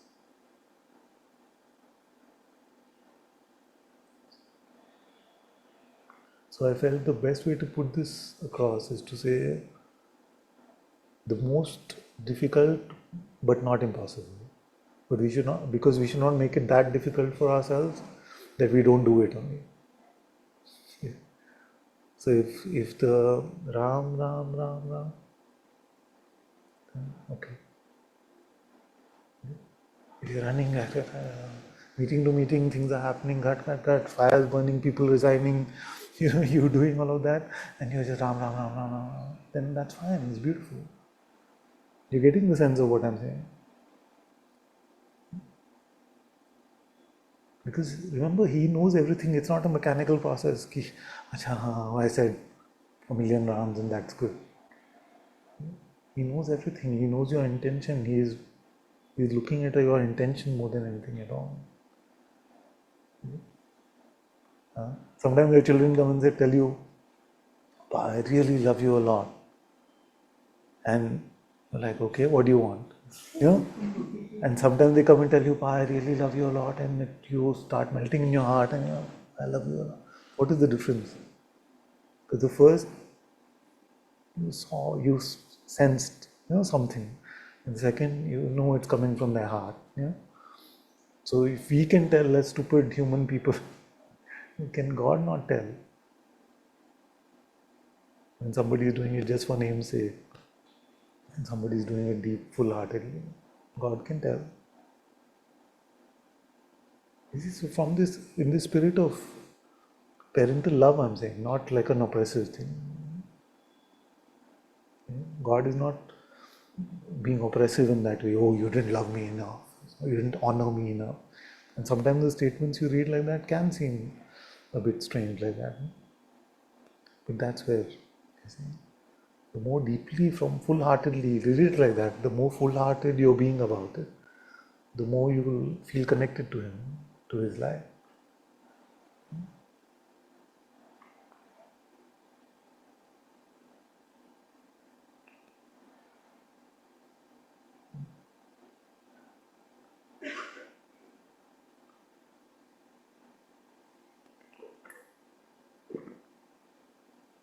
And same for the path of insight as well. You can keep saying, who am I, who am I, who am I, who am I, who am I, and nothing will happen.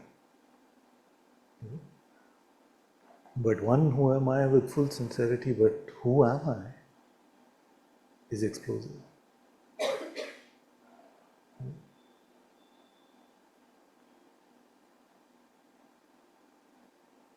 You can chat with them also all day long, no? Of course, you must.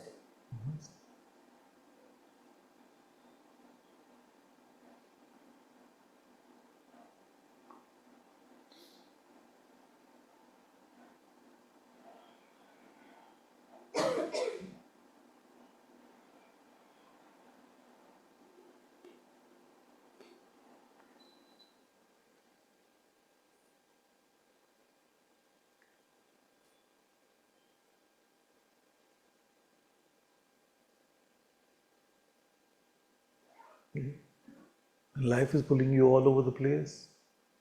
Keep one finger connected to God. And there's nothing pulling at you. Be fully immersed in Him. But don't leave Him.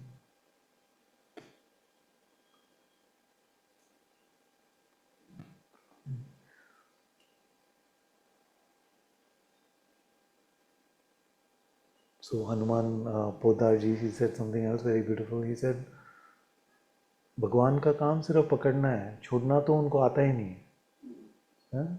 So what that means is that his job is only to be there for us, to hold us. He doesn't know how to leave. God doesn't know how to leave. And that's why I've also been asking, when you say that he is not there, did he leave or did you leave? It has never been my experience that he left. It was always I that left because I had some stupid mental endeavor to fulfill. And I'm talking about moment to moment things. His presence never leaves you. We decide to say enough in one way or the other. And it's beautiful the way he said it. उनको तो सिर्फ पकड़ना आता है, छोड़ना तो आता नहीं है. He knows only how to hold us, he doesn't know how to leave us. So simply they put it, no, these sages are so beautiful.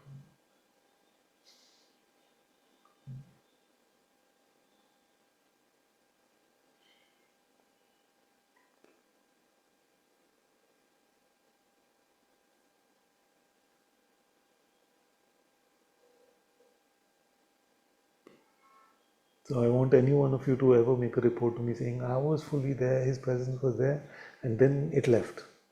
He left. Tell me if this has ever happened to anybody. It's never happened to anyone.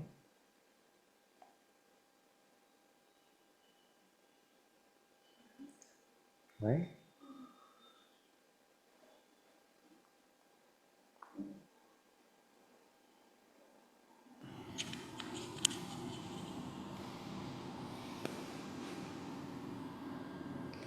About the ideas,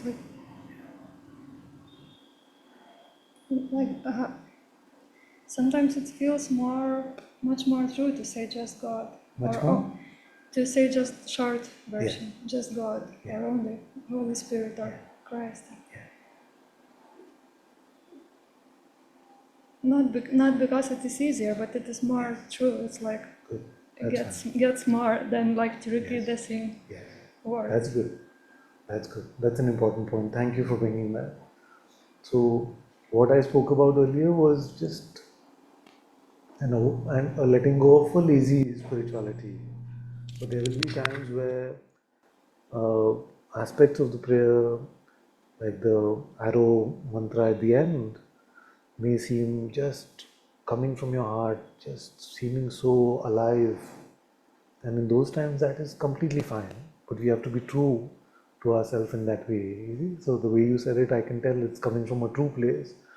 That an aspect of it, the particular line in the prayer seems to be so alive, and just from your heart, it's repeating itself in that way. That is beautiful. That's fine.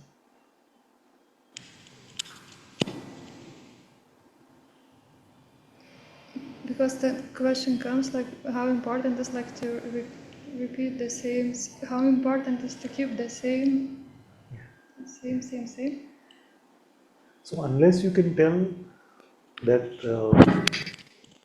from your heart, it is being repeated, one aspect of it is being repeated, the Ram, Ram, Ram, Ram, Ram, Ram, Ram is being repeated, or Jesus, Jesus, Jesus, Jesus, Jesus, Jesus, Jesus is being repeated. Or if you're praying to the Holy Spirit, then Holy Spirit, Holy Spirit, Holy Spirit, Holy Spirit is being repeated. Unless that is clear, then you just have to see, from time to time. So, like if you're engaged in a conversation with friends or with work or something like that, then you may feel that it becomes very difficult to focus on the full prayer. But it's possible to say Jesus, Jesus, Jesus, like that inwardly you can go on. So you can keep, and as you experiment with it more and more, you'll keep getting a sense how much attention is available, how much can we dive in deeply into the full prayer, and if very little attention and focus is available, then at least sometimes it may happen that we are involved in, like the sharing of this satsang, I'm fully involved. No? So I'm fully with your question, I'm fully with you, and my heart is speaking. So then even the words of the prayer may not happen. I don't want to say this because it may become excuses for some of you, but hear it from your heart that sometimes even the words are not needed to be in prayer to God. So just the love and the light is so palpable that is as good as praying. But you have to be true to yourself about this, because remember, you will fool only yourself. Yeah? So as long as you're true to yourself, it's okay to experiment. Yes, you must experiment. Yeah. You must experiment. Because it's going to teach you. The prayer itself will teach you how to pray it. You see, I have only provided the initial momentum, but you will find nuances in it. You will find the ways in which it moves. You see, the ways it shows you that the prayer itself has to show you. You see, which means that the Atma within And the Holy Spirit within has to guide you as to how to do it more and more. But I want to at least provide the broad guardrails, because sometimes the mind itself pretends to be the inner guide, so it may take us completely off track. So that's why I'm providing just the broad guardrails, but you have to experiment with it, you have to dive in deeply, see what happens. All of this will become your own individual way, and the way that you express this way may one day become very different from the way Ananta's expression is expressing this way, but it will still be true because it's coming from your authentic experience, and you have to trust that. So one is I'm not able to do the ADS with activity. And it's almost like the mind is suggesting, just take it slow, do it so I can hear that, and I want to fall for it because it's so uncomfortable in my system. But when I'm not doing an activity, it's fine. But I just want to say that, like, sometimes the breath stops, um, and there is a sense of, okay, just try to chant, like, because I don't want it to be some tricky stuff, I don't know. So I try, but I'm not able to breathe, like, it's the breath is not coming. Yeah. And I trust, just deepen in there, and then the breath is not rhythmic after that. I don't know Is it when I'm stopped or it just changes rhythm? I feel like sometimes it just stops. For what period? I can't say, like, even when I was coming in the car. See, all this will happen as you go towards samadhi, and samadhi is of various types. So it's very commonly noted that your breath will start to become very subtle first, Yeah. and there'll be times where it just completely stops, So it and you may feel stops, that and you cannot use it to synchronize yes. with the So prayer. this is what I just want to allow say. it to. After that, when I you're- can't synchronize it. Like, I don't know when the breath is coming. Yeah. Like, I can't notice. And I feel like, Father, during the activity, sometimes this is happening. And I go into It's some. very rare for, I don't know if I can ever attest or I can say that the experience was had here that that activity was going on but breath stopped. Mostly here it happened in states of deep meditation where the breath stopped. But I'm not at all saying that it's only true if it happened here. So I can't attest for during activity. For sure, sometimes when I'm not doing anything, very quickly also the breath will stop. And then after some time, when the breath becomes regular, I remember. I don't know when I remember, but I remember, and the chant starts. So what you're saying is the breath stops and it becomes all quiet. It becomes quiet. There is a lot of That is attention it. on the sensations because there's something. But then when the breath is also there, I don't feel like it stopped for very long. But then the breath becomes very subtle. It's not rhythmic in a way that I can chant. All this is very good. What this is reminding me of the classical bug and feature thing. Like what you're saying as a bug, I'm hearing as a feature. No, I'm not saying this is a bug. Yeah. But I'm not sure what happens during it. Just becomes, I'm not able to, like, my whole system, I'm not able to function. Like, if I'm Don't cooking, I function. can't focus on neither the chant nor the cooking. I feel so hodgepodgey, it irritated. So then that's why I said I can probably just do Krishna So Krishna. if your activity is happening from a full emptiness, It's usually like that. But then somewhere the mind says, but you need to chant. Then that then that's becomes the like checker a, guy. So yeah, then leave that. You're being okay, fully empty and yeah, truly not being interrupted by the mind. You're truly open and not empty. so much. Well, then Once, so much becomes okay, this thing. okay. So either we're just like so empty that of course then no practice, no sadhana is needed. Once in a while I buy a thought. I'm being true about it. It's not 100%. Then what you do is just once in a while, like if you notice that the duration every few minutes you're buying some ideas about something, then start with just every few minutes, every 2-3 minutes, say Krishna, Krishna. I do Krishna, that, Krishna. Father. So I do that. I mean, I feel like most of the day there is something that I'm in God. But it's just the chanting became a thing, like, and there's too much like fear around chanting during activity because nothing is happening, neither the chant nor the activity. And then I just feel so, whoa, I just want to sit down. So if you're cooking or you're doing something, Or the writing kids something, and everybody is just, or the kids, it's just too much. I'm not able to do right now, Father. yeah, but you can just remain in your heart. Yeah, That's it. mostly yes. That's why I made a sort of funny term, which is that if it at if there's no attention at all available, then we can't force it because there's no attention available. But in that we can stay in that bhavnam, like we can stay in His love, in His light, in His presence. I mean, the love is not always palpable. It's not. Okay, but the presence. It's empty, Father. Sometimes the presence is palpable, sometimes, but I feel like, Okay, let's keep experimenting with this. yeah. Because you can be anchored in His presence in spite of all the worldly thing. But if you're truly saying that beyond, even beyond presence, you're just so naturally empty, then that's good too. That's very good. I still will be vigilant about this. You see, and it's important to keep reporting because sometimes the mind Yes. offers us things. Yes. So it's important to keep checking within and saying, But I also see that during activity, even if say the kids are not around, just me, but I'm doing things, I don't want to pray with chant, like the whole thing. Like there's something around focus on the breath and focus on the work. I'm not, something just is not sitting here, Father. it's okay. It's But you very already come a okay. long way from Yeah. where you were. So it's Yes. all good. It's like, it's almost like the mind says, I can't breathe, like some crazy state. And that's actually auspicious. It feels very suffocating. Of course. It's like the elevator Very scene quickly. in Revolver. If you But remember I fall for it. I'm just like, stop it now.